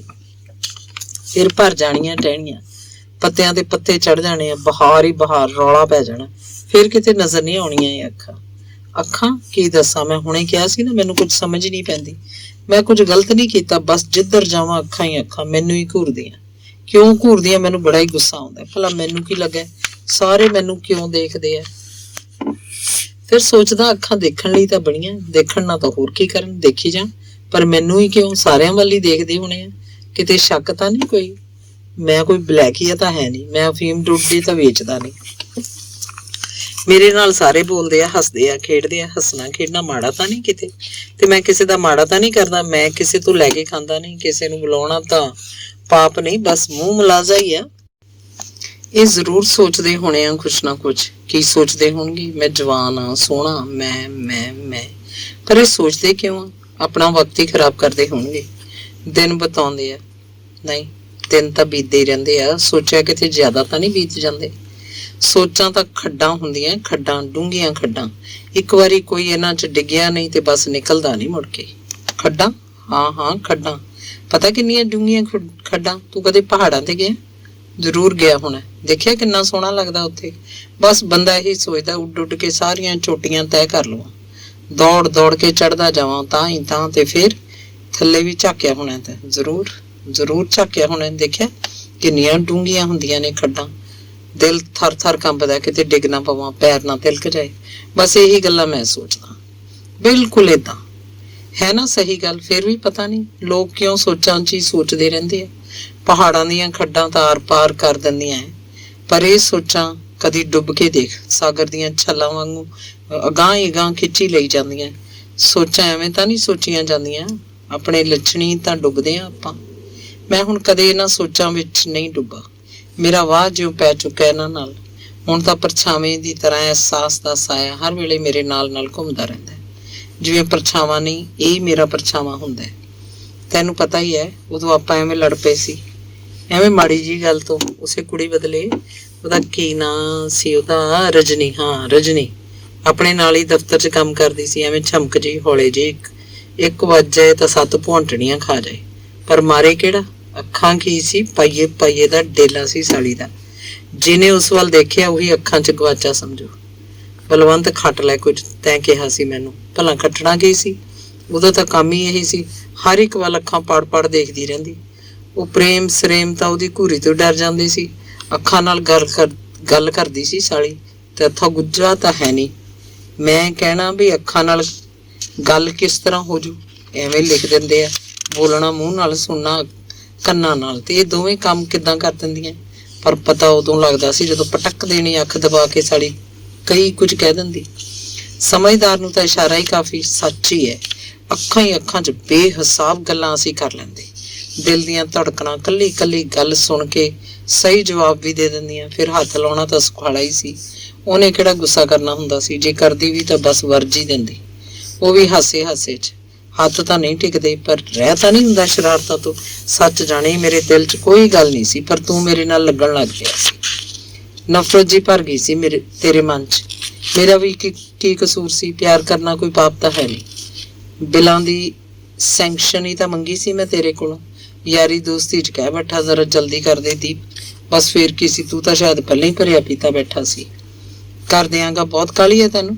ਵਾਰੀ ਸਿਰੀ ਕਰੂੰਗਾ, ਹੋਰ ਵੀ ਬਥੇਰਾ ਕੰਮ ਪਿਆ ਕਰਨ ਵਾਲਾ। ਕਿਹਦਾ ਕਰਾਂ ਵਿੱਚੋਂ ਕੱਢ ਕੇ।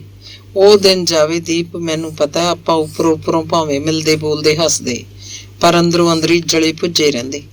ਇਸ ਨਾਲ ਇਹ ਕਰਾਂ, ਇਸ ਨਾਲ ਉਹ ਕਰਾਂ, ਸਭ ਕੋਲ ਸ਼ਿਕਾਇਤ ਕਰਦਿਆਂ ਆਪੇ ਅਕਲ ਟਿਕਾਣੇ ਆ ਜੂ। ਰਜਨੀ ਦੀ ਬਦਲੀ ਕਰਵਾ ਦਿਆਂ, ਫਾਈਲਾਂ ਚੋਰੀ ਕਰਕੇ ਅੱਗ ਲਾ ਦਿਆਂ, ਇਨਕੁਆਇਰੀ ਹੋਊ ਤਾਂ ਆਪੇ ਫਸਦਾ ਫਿਰੂ। ਗੱਲ ਕੀ, ਦਫ਼ਤਰ ਦਾ ਕੰਮ ਨਾ ਮੈਂ ਕਰਦਾ ਨਾ ਤੂੰ ਕਰਦਾ। ਹਰ ਵੇਲੇ ਇਹੀ ਸੋਚਾਂ, ਇੱਕ ਦੂਜੇ ਨੂੰ ਫਸਾਉਣ ਦੀਆਂ, ਮਾਰਨ ਦੀਆਂ, ਕੁੱਟਣ ਦੀਆਂ, ਹੈ ਕਿ ਨਹੀਂ? ਸੱਚ, ਮੈਂ ਝੂਠ ਨਹੀਂ ਕਹਿੰਦਾ। ਤੇਰਾ ਤਾਂ ਮੈਨੂੰ ਨਹੀਂ ਪਤਾ, ਆਪਣਾ ਕੀ ਦੱਸਾਂ। ਹਰ ਪਲ ਹਰ ਮੌਕੇ ਇਹੀ ਸੋਚਾਂ। ਰਾਤੀ ਵੀ ਚੰਗੀ ਤਰ੍ਹਾਂ ਨੀਂਦ ਨਾ ਆਉਂਦੀ, ਸਵੇਰੇ ਵੇਲੇ ਨਾਲ ਉੱਠਣਾ ਹੁੰਦਾ। ਕਾਲੀ ਕਾਲੀ ਦਫ਼ਤਰ ਨੂੰ ਦੌੜਨਾ, ਘਰਦਿਆਂ ਦਾ ਗੁੱਸਾ ਜੁਦਾ, ਅਫਸਰ ਦੀਆਂ ਝਿੜਕਾਂ ਜੁਦੀਆਂ, ਕਦੇ ਬੱਸ ਮਿਸ ਹੋ ਜਾਣੀ, ਕਦੇ ਕਦੇ ਤਾਂ ਟਿਫਨ ਵੀ ਘਰ ਭੁੱਲ ਜਾਣਾ। ਕੰਮ ਕੋਈ ਸਮੇਂ ਸਿਰ ਨਾ ਹੋਣਾ, ਸ਼ਿਕਾਇਤਾਂ ਤੇ ਸ਼ਿਕਾਇਤਾਂ। ਜਿਹਦਾ ਕੰਮ ਨਾ ਹੋਊ ਉਹਨੇ ਤਾਂ ਰੌਲਾ ਪਾਉਣਾ ਹੀ ਹੋਇਆ। ਅਫਸਰ ਨੇ ਕਹਿਣਾ ਸਸਪੈਂਡ ਕਰ ਦਿਆਂਗਾ, CR 'ਚ ਉਲਟ ਅੰਦਰਾਜ਼ ਕਰ ਦਿਆਂਗਾ। ਸੱਚੀ ਗੱਲ ਹੈ, ਸੋਚਾਂ ਨੇ ਬੁਰਾ ਹਾਲ ਆਪਣਾ ਕੀਤਾ। ਰਜਨੀ ਦਾ ਕੀ ਗਿਆ, ਪਹਿਲਾਂ ਆਪਣੇ ਨਾਲ ਅੱਖ ਮਟੱਕਾ ਕਰਦੀ ਸੀ, ਫਿਰ ਦੂਜਿਆਂ ਵੱਲ ਹੋ ਤੁਰੀ। ਤੂੰ ਮੇਰੇ ਨਾਲ ਗੁੱਸੇ, ਮੈਂ ਤੇਰੇ ਨਾਲ ਗੁੱਸੇ। ਕੀ ਮਿਲਿਆ ਆਪਾਂ ਨੂੰ? ਇੱਕੋ ਥਾਂ ਬਹਿ ਕੇ ਖਾਂਦੇ ਪੀਂਦੇ ਸੀ, ਬੋਲਣੋਂ ਵੀ ਗਏ। ਇਹ ਤਾਂ ਸ਼ੁਕਰ ਹੈ ਰੱਬ ਦਾ, ਅਫਸਰ ਚੰਗਾ ਨਿਕਲਿਆ, ਤੈਨੂੰ ਬਦਲ ਕੇ ਪਰੇ ਕਰਤਾ। ਉਹ ਤਾਂ ਕਰਨਾ ਹੀ ਸੀ, ਤੈਨੂੰ ਜਾਂ ਮੈਨੂੰ ਇੱਕ ਨੇ ਪਰੇ ਹੋਣਾ ਹੀ ਸੀ। ਨਹੀਂ ਤਾਂ ਜਿੰਨਾ ਚਿਰ ਆਮਣੇ ਸਾਹਮਣੇ ਰਹਿੰਦੇ ਬੁਰਾ ਹੀ ਹੋਣਾ ਸੀ। ਦਿਨੋਂ ਦਿਨ ਆਪਣਾ ਵਤੀਰਾ ਸੜਿਆ ਜਿਹਾ, ਖਰਾਬ ਜਿਹਾ ਹੋਈ ਜਾਂਦਾ ਸੀ। ਮੈਨੂੰ ਪਤਾ ਤੂੰ ਮੇਰੇ ਨਾਲ ਚਾਹੇ ਲੱਖ ਗੁੱਸੇ ਹੋਵੇਂ, ਮੇਰਾ ਇਹ ਖੱਤ ਤੂੰ ਦਬਾ ਦਬ ਖੋਲ ਲਿਆ ਹੋਣਾ ਤੇ ਚਾਹਿਆ ਹੋਣਾ ਸਾਰਾ ਖੱਤ ਇੱਕੋ ਵਾਰੀ ਪੜ੍ਹ ਜਾਵਾਂ। ਮੈਂ ਜਾਣਦਾ ਤੂੰ ਇਹਨੂੰ ਬਿਨਾਂ ਪੜ੍ਹੇ ਪਾੜ ਕੇ ਰੱਦੀ ਦੀ ਟੋਕਰੀ 'ਚ ਨਹੀਂ ਸੁੱਟਣ ਲੱਗਾ। ਪੜ੍ਹੇਂਗਾ ਜ਼ਰੂਰ ਤੇ ਫਿਰ ਤੂੰ ਮੇਰੀਆਂ ਗੱਲਾਂ ਨੂੰ ਸਮਝਣ ਦੀ ਕੋਸ਼ਿਸ਼ ਕਰੇਂਗਾ। ਹੁਣ ਤੱਕ ਤਾਂ ਤੈਨੂੰ ਵੀ ਸਮਝ ਆ ਗਈ ਹੋਏਗੀ। ਚਲੋ ਨਾ ਵੀ ਸਹੀ, ਮਿਲਣ ਲਈ ਦਿਲ ਤਾਂ ਕਰਦਾ ਹੀ ਹੋਏਗਾ। ਰਿਸ਼ਤੇ ਟੁੱਟਦੇ ਤਾਂ ਨਹੀਂ, ਬਹੁਤ ਚਿਰ ਹੋ ਗਿਆ ਮਿਲਿਆਂ ਨੂੰ। ਤੂੰ ਯਾਦ ਤਾਂ ਬਹੁਤ ਕੀਤਾ ਹੋਊ ਮੈਨੂੰ, ਸ਼ਾਇਦ ਮਿਲਣਾ ਵੀ ਚਾਹੁੰਦਾ ਹੋਏਗਾ, ਪਰ ਤੇਰੀ ਆਕੜ ਨੇ ਤੈਨੂੰ ਆਉਣ ਨਹੀਂ ਦਿੱਤਾ ਹੋਣਾ। ਪਰ ਮੈਥੋਂ ਤਾਂ ਨਹੀਂ ਰਹਿ ਹੋਇਆ। ਸੋਚਾਂ ਸੋਚ ਸੋਚ ਕੇ ਮੇਰਾ ਬੁਰਾ ਹਾਲ ਹੋ ਗਿਆ। ਸੋਚਾਂ ਦਾ ਦਰਦ ਮੇਰੇ ਅੰਗ ਅੰਗ 'ਚ ਰਚ ਗਿਆ। ਮੈਥੋਂ ਇਹ ਹੋਰ ਨਹੀਂ ਜਰਿਆ ਜਾਂਦਾ। ਮੇਰੀ ਸਹਿਣ ਸ਼ਕਤੀ ਜਵਾਬ ਦੇ ਗਈ ਹੈ। ਮੇਰੇ ਦੋਸਤਾ, ਮੈਨੂੰ ਹੁਣ ਲੋਕਾਂ ਦੀ ਤੱਕਣੀ ਤੋਂ ਡਰ ਨਹੀਂ ਲੱਗਦਾ। ਮੈਂ ਹੁਣ ਇਹਨਾਂ ਦੀਆਂ ਅੱਖਾਂ ਵੱਲ ਖਾਸ ਧਿਆਨ ਨਹੀਂ ਦਿੰਦਾ। ਜਿੱਥੇ ਮਰਜ਼ੀ ਚਲਾ ਜਾਵਾਂ, ਮੈਂ ਹੁਣ ਪਿੱਛੇ ਮੁੜ ਮੁੜ ਨਹੀਂ ਦੇਖਦਾ। ਮੈਨੂੰ ਪਤਾ ਹੁਣ ਵੀ ਬਥੇਰੀਆਂ ਅੱਖਾਂ ਮੇਰਾ ਪਿੱਛਾ ਕਰ ਰਹੀਆਂ ਹੋਣਗੀਆਂ। ਹੁਣ ਲੋਕ ਮੇਰੇ ਬਾਰੇ ਕੁਛ ਨਾ ਕੁਛ ਸੋਚ ਰਹੇ ਹੋਣਗੇ। ਅੱਖਾਂ ਦੇਖਣ ਲਈ ਬਣੀਆਂ, ਦੇਖੀ ਜਾਣ, ਸੋਚੀ ਜਾਣ। ਮੈਂ ਹੁਣ ਇਹਨਾਂ ਗੱਲਾਂ ਦੀ ਪਰਵਾਹ ਨਹੀਂ ਕਰਦਾ। ਮੈਂ ਕਿਉਂ ਐਵੇਂ ਇਸੇ ਤਰ੍ਹਾਂ ਦਰਦ ਹੰਢਾਈ ਜਾਵਾਂ, ਮਿਟਦਾ ਜਾਵਾਂ, ਖੁਰਦਾ ਜਾਵਾਂ। ਅੱਛਾ ਯਾਰ, ਮੈਨੂੰ ਲੱਗਦਾ ਹੈ ਮੇਰਾ ਇਹ ਖੱਤ ਬਹੁਤ ਵੱਧ ਗਿਆ। ਮੈਨੂੰ ਹੀ ਲੱਗਦਾ ਹੈ ਤਾਂ ਤੈਨੂੰ ਕਿਵੇਂ ਨਾ ਲੱਗੂ? ਮੇਰਾ ਤਾਂ ਇਹੀ ਕਹਿਣਾ ਹੈ ਕਿ ਤੂੰ ਵੀ ਇਹਨਾਂ ਸੋਚਾਂ ਦੇ ਦਰਦ ਦੇ ਬੋਝ ਨੂੰ ਆਪਣੇ ਦਿਲ ਤੋਂ ਹਟਾ ਦੇ, ਕਿਉਂਕਿ ਮੈਨੂੰ ਪੂਰੀ ਆਸ ਹੈ ਕਿ ਹੁਣ ਤੱਕ ਤੈਨੂੰ ਵੀ ਇਸ ਤਰ੍ਹਾਂ ਦਾ ਅਹਿਸਾਸ ਹੋ ਗਿਆ ਹੋਏਗਾ। ਮਿਟਾ ਦੇ ਸਭ ਗਿਲੇ ਸ਼ਿਕਵੇ। ਜੇ ਤੇਰਾ ਦਿਲ ਅਜੇ ਨਾ ਮੰਨੇ ਤਾਂ ਚੱਲ ਤੂੰ ਮੇਰੇ ਨਾਲ ਭਾਵੇਂ ਨਾ ਬੋਲੇ, ਪਰ ਸੋਚਾਂ ਦਾ ਦਰਦ ਤੂੰ ਇਹ ਤੋਂ ਆਜ਼ਾਦ ਹੋ ਜਾ। ਮੈਨੂੰ ਇਸ ਨਾਲ ਹੀ ਖੁਸ਼ੀ ਮਿਲ ਜਾਏਗੀ। ਦੁਨੀਆ ਦੇਖਦੀ ਰਹੇ, ਸੋਚਦੀ ਰਹੇ, ਫਿਰ ਤੂੰ ਕਦੇ ਇਹਨਾਂ ਦਾ ਸਾਇਆ ਆਪਣੇ ਉੱਪਰ ਨਾ ਪੈਣ ਦੇ। ਸੱਚ ਮੇਰੇ ਯਾਰ, ਹੁਣ ਇਹਨਾਂ ਬਾਰੇ ਕਦੇ ਨਾ ਸੋਚੀ, ਕਦੇ ਨਾ ਸੋਚੀ, ਕਦੇ ਨਾ ਸੋਚੀ। ਤੇਰਾ ਵਿਛੜਿਆ ਯਾਰ ਬਲਵੰਤ। ਖੱਤ ਪੜ੍ਹ ਕੇ ਮੈਂ ਬਲਵੰਤ ਵੱਲ ਦੇਖਿਆ। ਉਹ ਅੱਖਾਂ ਬੰਦ ਕਰੀ ਬੈਠਾ ਸੀ। ਖੱਤ ਪੜ੍ਹ ਕੇ ਮੈਨੂੰ ਇਸ ਤਰ੍ਹਾਂ ਲੱਗਾ ਜਿਵੇਂ ਗੁਰਦੀਪ ਨੂੰ ਖੱਤ ਲਿਖਣ ਵੇਲੇ ਉਹਦੇ ਦਿਲ ਤੇ ਦਿਮਾਗ ਉੱਤੇ ਉਹਦੀ ਤਸਵੀਰ ਸਾਕਸ਼ਾਤ ਉਕਰੀ ਗਈ ਸੀ ਤੇ ਉਹ ਗੁਰਦੀਪ ਨਾਲ ਇਸ ਤਰ੍ਹਾਂ ਗੱਲਾਂ ਕਰਦਾ ਰਿਹਾ ਸੀ ਜਿਵੇਂ ਕੋਈ ਸਾਹਮਣੇ ਬੈਠੇ ਸ਼ਖਸ ਨਾਲ ਕਰਦਾ ਹੈ।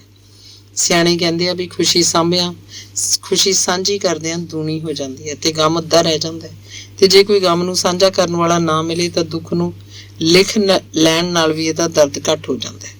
ਬਲਵੰਤ ਨੇ ਵੀ ਸ਼ਾਇਦ ਇਹ ਕਿਤੇ ਪੜ੍ਹ ਸੁਣ ਲਿਆ ਲੱਗਦਾ ਸੀ, ਤਾਂ ਹੀ ਹੁਣ ਇਸ ਤਰ੍ਹਾਂ ਲੱਗਦਾ ਸੀ ਜਿਵੇਂ ਇਹ ਖੱਤ ਲਿਖ ਕੇ ਉਹਦੇ ਦਿਲ ਦਾ ਸਾਰਾ ਬੋਝ ਲੈ ਗਿਆ ਸੀ।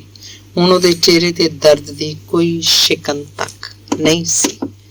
ਧੰਨਵਾਦ। ਅਗਲੀ ਕਹਾਣੀ ਹੈ ਦਿਲਾਂ ਵਾਲੇ। ਅੱਜ ਕਈ ਦਿਨਾਂ ਬਾਅਦ ਦਿਨ ਲੱਗਾ ਸੀ, ਨਹੀਂ ਤਾਂ ਸਵੇਰ ਤੋਂ ਸ਼ਾਮ ਤੱਕ ਚਾਰੇ ਪਾਸੇ ਧੁੰਦ ਦੇ ਬੱਦਲ ਜਿਹੇ ਛਾਏ ਰਹਿੰਦੇ। ਦਿਨ ਢਲਦੇ ਹੀ ਹਵਾ ਵਗਣੀ ਸ਼ੁਰੂ ਹੋ ਗਈ ਸੀ। ਠੰਡ ਵਾਹਵਾ ਪੈ ਰਹੀ ਸੀ। ਕੰਬਲ ਦੀ ਬੁੱਕਲ ਮਾਰ ਮੈਂ ਘਰੋਂ ਚੱਲ ਕੇ ਅਜੇ ਹਵੇਲੀ ਵਾਲੇ ਪਾਸੇ ਮੁੜਿਆ ਹੀ ਸੀ ਕਿ ਕਿੰਦੇ ਦਾ ਵੱਡਾ ਭਰਾ ਬਿੰਦਾ ਮੈਨੂੰ ਅੱਗੋਂ ਆਉਂਦਾ ਦਿਸ ਪਿਆ। ਮੈਂ ਵਾਪਸ ਘਰ ਨੂੰ ਮੁੜਨਾ ਚਾਹਿਆ ਪਰ ਮੁੜ ਨਾ ਸਕਿਆ। ਉਹ ਬਈ ਕੀ ਹਾਲ ਆ ਜੱਸੀ? ਅੱਜ ਕੱਲ ਮਿਲਦਾ ਹੀ ਨਹੀਂ, ਕਦੇ ਘਰ ਵੀ ਨਹੀਂ ਆਇਆ। ਕਿੱਧਰ ਨੂੰ ਜਾ ਰਿਹਾ ਇਸ ਵੇਲੇ? ਘਰ ਸਭ ਠੀਕ ਠਾਕ ਹੈ ਨਾ? ਬਿੰਦੇ ਨੇ ਕੋਲ ਆ ਕੇ ਕਿਹਾ ਸੀ। ਹਾਂ ਠੀਕ ਠਾਕ ਹੈ, ਤੁਸੀਂ ਦੱਸੋ ਕਿਵੇਂ ਚੱਲਦਾ? ਕਿੰਦੇ ਦਾ ਕੀ ਹਾਲ ਹੈ? ਮੈਂ ਸਰਸਰੀ ਤੌਰ ਤੇ ਆਖਿਆ। ਹਾਲ ਦਾ ਤੈਨੂੰ ਪਤਾ ਹੀ ਆ, ਬਥੇਰਾ ਵਰਜੀ ਦਾ, ਕਹੇ ਤੇ ਸਗੋਂ ਜ਼ਿਆਦਾ ਸ਼ੁਰੂ ਕਰ ਦਿੰਦਾ। ਤੂੰ ਹੀ ਸਮਝਾ ਨਾ ਉਹਨੂੰ, ਉਹਦੀ ਤੇਰੇ ਨਾਲ ਬੋਲ ਚਾਲ ਹੈ, ਮੈਂ ਨਹੀਂ ਉੱਠਣੀ ਆ। ਦੋਸਤ ਦੀ ਦੋਸਤ ਮੰਨ ਲੈਂਦਾ, ਭਰਾ ਦੀ ਭਰਾ ਚਾਹੇ ਨਾ ਵੀ ਮੰਨੇ। ਬਿੰਦੇ ਨੇ ਜਵਾਬ ਦਿੱਤਾ। ਜਿਸ ਗੱਲ ਦਾ ਡਰ ਸੀ ਉਹੀ ਹੋਈ। ਇਸੇ ਕਰਕੇ ਮੈਂ ਉਹ ਤੋਂ ਬਚਣਾ ਚਾਹੁੰਦਾ ਸੀ। ਮੈਨੂੰ ਪਤਾ ਸੀ ਗੱਲ ਖਾਣ ਪੀਣ ਤੇ ਆ ਕੇ ਖੜਨੀ ਹੈ। ਭਲਾ ਮੈਂ ਉਹਨੂੰ ਕਿਵੇਂ ਵਰਜ ਸਕਦਾ ਸੀ? ਪੀਂਦੇ ਤਾਂ ਅਸੀਂ ਦੋਨੋਂ ਹੀ ਸੀ, ਤੇ ਪੀਂਦੇ ਵੀ ਕਈ ਵਾਰ ਇਕੱਠੇ ਬਹਿ ਕੇ ਸੀ। ਛੁੱਟੀ ਵਾਲੇ ਦਿਨ ਤਾਂ ਪੱਕਾ ਹੀ ਹਵੇਲੀ 'ਚ ਬਹਿੰਦੇ ਸੀ, ਕਦੇ ਕਦੇ ਹੀ ਨਾਗਾ ਪੈਂਦਾ। ਮੈਂ ਤਾਂ ਹੁਣ ਹਵੇਲੀ ਜਾ ਵੀ ਇਸੇ ਕਰਕੇ ਰਿਹਾ ਸੀ। ਠੀਕ ਹੈ ਭਾਜੀ, ਜਦੋਂ ਮਿਲਿਆ ਕਹਿ ਦਿਆਂਗਾ। ਅੱਜ ਕੀ ਕਰ ਰਿਹਾ? ਮੈਂ ਪੁੱਛਿਆ। ਕਰਨਾ ਕੀ ਹੈ? ਤਲਵੰਡੀ ਨੂੰ ਗਿਆ ਹੋਇਆ, ਸਵੇਰ ਦਾ ਆ ਗਿਆ ਹੁਣ, ਮਿਲਾਂ ਹੀ ਘਰ ਜਾ ਕੇ, ਬਿੰਦੇ ਨੇ ਕਿਹਾ ਸੀ। ਚੰਗਾ ਭਾਜੀ, ਮੈਂ ਕਹਿ ਕੇ ਅੱਗੇ ਤੁਰ ਪਿਆ। ਕਿੰਦਾ ਮੇਰੇ ਸਕੂਲ ਵੇਲੇ ਦਾ ਯਾਰ ਹੈ। ਉਹਦਾ ਘਰ ਦੂਸਰੇ ਮਹੱਲੇ 'ਚ ਹੈ, ਪਰ ਸਕੂਲ ਵਿੱਚ ਉਹ 1 ਤੋਂ 8ਵੀਂ ਤੱਕ ਮੇਰੇ ਅੱਗੇ ਪਿੱਛੇ ਜਾਂ ਖੱਬੇ ਸੱਜੇ ਬਹਿੰਦਾ ਰਿਹਾ। ਮਿਡਲ ਸਕੂਲ ਤੱਕ ਅਸੀਂ ਇਕੱਠੇ ਪੜ੍ਹਦੇ ਰਹੇ ਹਾਂ। ਫਿਰ ਉਹ ਪੜ੍ਹਨੋਂ ਹਟ ਗਿਆ ਸੀ, ਪਰ ਮੈਂ ਅੱਗੇ ਪੜ੍ਹਦਾ ਰਿਹਾ। ਪੜ੍ਹਨੋਂ ਹਟ ਕੇ ਉਹ ਕਦੇ ਸਕੂਟਰਾਂ ਨੂੰ ਠੀਕ ਕਰਨ ਦਾ ਕੰਮ ਸਿੱਖਣ ਲੱਗ ਪੈਂਦਾ, ਕਦੇ ਬਿਜਲੀ ਦਾ, ਕਦੇ ਲੱਕੜ ਦਾ ਕੰਮ ਸਿੱਖਣ ਲੱਗ ਪੈਂਦਾ, ਤੇ ਕਦੇ ਕੋਈ ਹੋਰ। ਆਖਿਰ ਇੱਟਾਂ ਭੰਨਣ ਦਾ ਕੰਮ ਹੀ ਸਿਰੇ ਚੜਿਆ। ਪਹਿਲਾਂ ਤਾਂ ਦਿਨੇ ਅਸੀਂ ਭਾਵੇਂ ਕੁਝ ਵੀ ਕਰੀਏ, ਪਰ ਰੋਜ਼ ਸ਼ਾਮ ਨੂੰ ਇੱਕ ਦੂਜੇ ਨੂੰ ਮਿਲੇ ਬਿਨਾਂ ਸਾਨੂੰ ਚੈਨ ਨਾ ਆਉਂਦੀ। ਜੇ ਉਹ ਇਸ ਵੇਲੇ ਮੇਰੇ ਵੱਲ ਨਾ ਆਉਂਦਾ ਤੇ ਮੈਂ ਉਹਦੇ ਘਰ ਜਾ ਵੜਦਾ। ਜਦੋਂ ਦਾ ਮੈਂ ਨੌਕਰੀ ਲੱਗ ਗਿਆ ਸੀ, ਮਿਲਣਾ ਘਟ ਗਿਆ। ਹੁਣ ਤਾਂ ਛੁੱਟੀ ਵਾਲੇ ਦਿਨ ਨੂੰ ਹੀ ਮਿਲ ਹੁੰਦਾ ਸੀ, ਤੇ ਉਹ ਵੀ ਸ਼ਾਮ ਵੇਲੇ, ਕਿਉਂਕਿ ਛੁੱਟੀ ਤਾਂ ਮੈਨੂੰ ਹੀ ਹੁੰਦੀ ਸੀ। ਉਹਦੀ ਤਾਂ ਲੱਗੀ ਦਿਹਾੜੀ ਸੀ, ਕੰਮ ਮਿਲੇ ਤਾਂ ਚੱਲਦਾ ਰਹਿੰਦਾ, ਨਹੀਂ ਤਾਂ ਕਈ ਦਿਨ ਵਿਹਲਿਆਂ ਨਿਕਲ ਜਾਂਦੇ। ਪਿਛਲੇ 6 ਕੁ ਮਹੀਨਿਆਂ ਤੋਂ ਉਹਨੇ ਸ਼ਰਾਬ ਕੁਝ ਜ਼ਿਆਦਾ ਹੀ ਵਧਾ ਦਿੱਤੀ ਸੀ। ਪੀਂਦੇ ਤਾਂ ਅਸੀਂ ਪਹਿਲੇ ਵੀ ਸੀ, ਪਰ ਐਵੇਂ 2-2, 3-3 ਪੈਗਾਂ ਤੋਂ ਵੱਧ ਨਹੀਂ। ਬਹੁਤੀ ਪੀਣੀ ਸਿਹਤ ਲਈ ਹਾਨੀਕਾਰਕ ਹੈ। ਪਹਿਲਾਂ ਬੋਤਲ ਦੇ ਲੇਬਲ ਤੇ ਹੀ ਲਿਖਿਆ ਹੁੰਦਾ ਸੀ, ਹੁਣ ਬਹੁਤੀ ਕੱਟ ਕੇ ਪੀਣੀ ਸਿਹਤ ਲਈ ਹਾਨੀਕਾਰਕ ਹੈ ਲਿਖਿਆ ਹੁੰਦਾ। ਪਤਾ ਨਹੀਂ ਕਿਹੜਾ ਗਮ ਲੱਗਾ ਸੀ ਉਹਨੂੰ। ਕਿਸ ਤਰ੍ਹਾਂ ਗੋਰਾ ਚਿੱਟਾ ਰੰਗ ਹੁੰਦਾ ਸੀ ਉਹਦਾ, ਜਿਹੜਾ ਸਿਗਰਟਾਂ ਦੇ ਧੂਏ ਨਾਲ ਹੁਣ ਧੁਆਂਖਿਆ ਜਿਹਾ ਲੱਗਦਾ ਸੀ। ਬਹੁਤੀ ਸ਼ਰਾਬ ਪੀਣ ਨਾਲ ਅੱਖਾਂ ਦੇ ਦੁਆਲੇ ਕਾਲੀ ਸਿਆਹ ਲਕੀਰ ਜੀ ਫਿਰ ਗਈ ਸੀ। ਮੈਂ ਉਹਨੂੰ ਪੁੱਛਦਾ ਤਾਂ ਕਹਿੰਦਾ, ਐਵੇਂ ਸ਼ੁਗਲ ਨਾਲ ਹੀ ਪੀਣਾ, ਨਾਲੇ ਮੈਂ ਕਿਹੜਾ ਕਿਸੇ ਸਾਲੇ ਤੋਂ ਮੰਗ ਕੇ ਪੀਣਾ, ਆਪਣੇ ਪੈਸੇ ਖਰਚੀਦੇ ਆ। ਜਦੋਂ ਇਸ ਤਰ੍ਹਾਂ ਕਹਿੰਦਾ ਤਾਂ ਮੈਨੂੰ ਉਹ ਤੇ ਬੜਾ ਗੁੱਸਾ ਆਉਂਦਾ। ਹਵੇਲੀ 'ਚ ਆ ਕੇ ਬਹਿ ਤਾਂ ਗਿਆ ਸੀ, ਪਰ ਸੋਚੀ ਉਹਦੇ ਬਾਰੇ ਹੀ ਜਾ ਰਿਹਾ ਸੀ। ਬਾਹਰ ਹਨੇਰਾ ਹੋ ਗਿਆ ਸੀ, ਪਰ ਕਿੰਦਾ ਅਜੇ ਤੱਕ ਪਹੁੰਚਿਆ ਨਹੀਂ ਸੀ। ਗੁੱਸੇ ਦੇ ਤਾਪ ਨਾਲ ਤਪਿਆ ਮੈਂ ਉਹਨੂੰ ਦਿਮਾਗ 'ਚੋਂ ਝਟਕਣ ਦੀ ਕਈ ਵਾਰੀ ਕੋਸ਼ਿਸ਼ ਕਰ ਚੁੱਕਿਆ ਸੀ, ਪਰ ਹਰ ਵਾਰੀ ਉਹਦੀ ਤਸਵੀਰ ਮੇਰੀਆਂ ਨਜ਼ਰਾਂ ਅੱਗੇ ਨੱਚਦੀ ਟੱਪਦੀ ਦਿਸਦੀ। ਮਨ ਉਹਦੇ ਘਰ ਜਾਣ ਲਈ ਕਾਹਲਾ ਪੈਂਦਾ, ਪਰ ਪੈਰ ਉੱਠਦੇ ਹੀ ਨਾ। ਆਪੇ ਹੀ ਆ ਜਾਊਗਾ, ਮੈਂ ਦਿਲ ਹੀ ਦਿਲ 'ਚ ਕਿਹਾ। ਉਹ ਦਰਵਾਜ਼ੇ 'ਚ ਖੜਾ ਸੀ, ਇੱਕ ਹੱਥ 'ਚ ਪੌਣੀ ਇੱਕ ਬੋਤਲ ਸ਼ਰਾਬ ਦੀ ਫੜੀ। ਉਹ ਗਾਂਹ ਵਧਿਆ। ਮੇਰਾ ਗੁੱਸਾ ਉਹਨੂੰ ਦੇਖਦਿਆਂ ਹੀ ਕਿਤੇ ਹਵਾ ਹੋ ਗਿਆ। ਕਿਸ ਤਰ੍ਹਾਂ ਬੈਠਾ ਜੱਸੀ? ਅੱਛਾ, ਠੰਡ ਲੱਗਦੀ ਹੋਣੀ ਆ, ਲੈ ਫੜ ਤੂੰ ਵੀ 2 ਘੁੱਟ ਪੀ ਲੈ, ਕੁਝ ਗਰਮੀ ਆ ਜੂ। ਅਜੇ ਕਿਹੜਾ ਪੀਤੀ ਹੋਣੀ ਆ, ਇਸੇ ਤਰ੍ਹਾਂ ਬੈਠਾ ਤਾਂ ਉਂਝ ਹੀ ਸੁੰਨ ਹੋ ਜਾਏਗਾ। ਲੈ ਫੜ ਵੀ, ਦੇਖੀ ਕੀ ਜਾਣਾ ਮੇਰੇ ਵੱਲ। ਕਿੰਦਾ ਆਪਣੀਆਂ ਹੀ ਮਾਰੀ ਗਿਆ, ਤੇ ਮੈਂ ਉਹਦੇ ਚਿਹਰੇ ਤੇ ਨਜ਼ਰਾਂ ਜਮਾਈ, ਉਹਦੇ ਵੱਲ ਤੱਕੀ ਗਿਆ। ਉਹਨੂੰ ਤਾਂ ਜਿਵੇਂ ਕੁਝ ਹੋਇਆ ਹੀ ਨਹੀਂ ਸੀ। ਬੱਤੀ ਦੀ ਲੋਚ ਉਹਦਾ ਚਿਹਰਾ ਚੜ੍ਹਦੇ ਸੂਰਜ ਦੀ ਲਾਲੀ ਵਾਂਗ ਲੱਗ ਰਿਹਾ ਸੀ।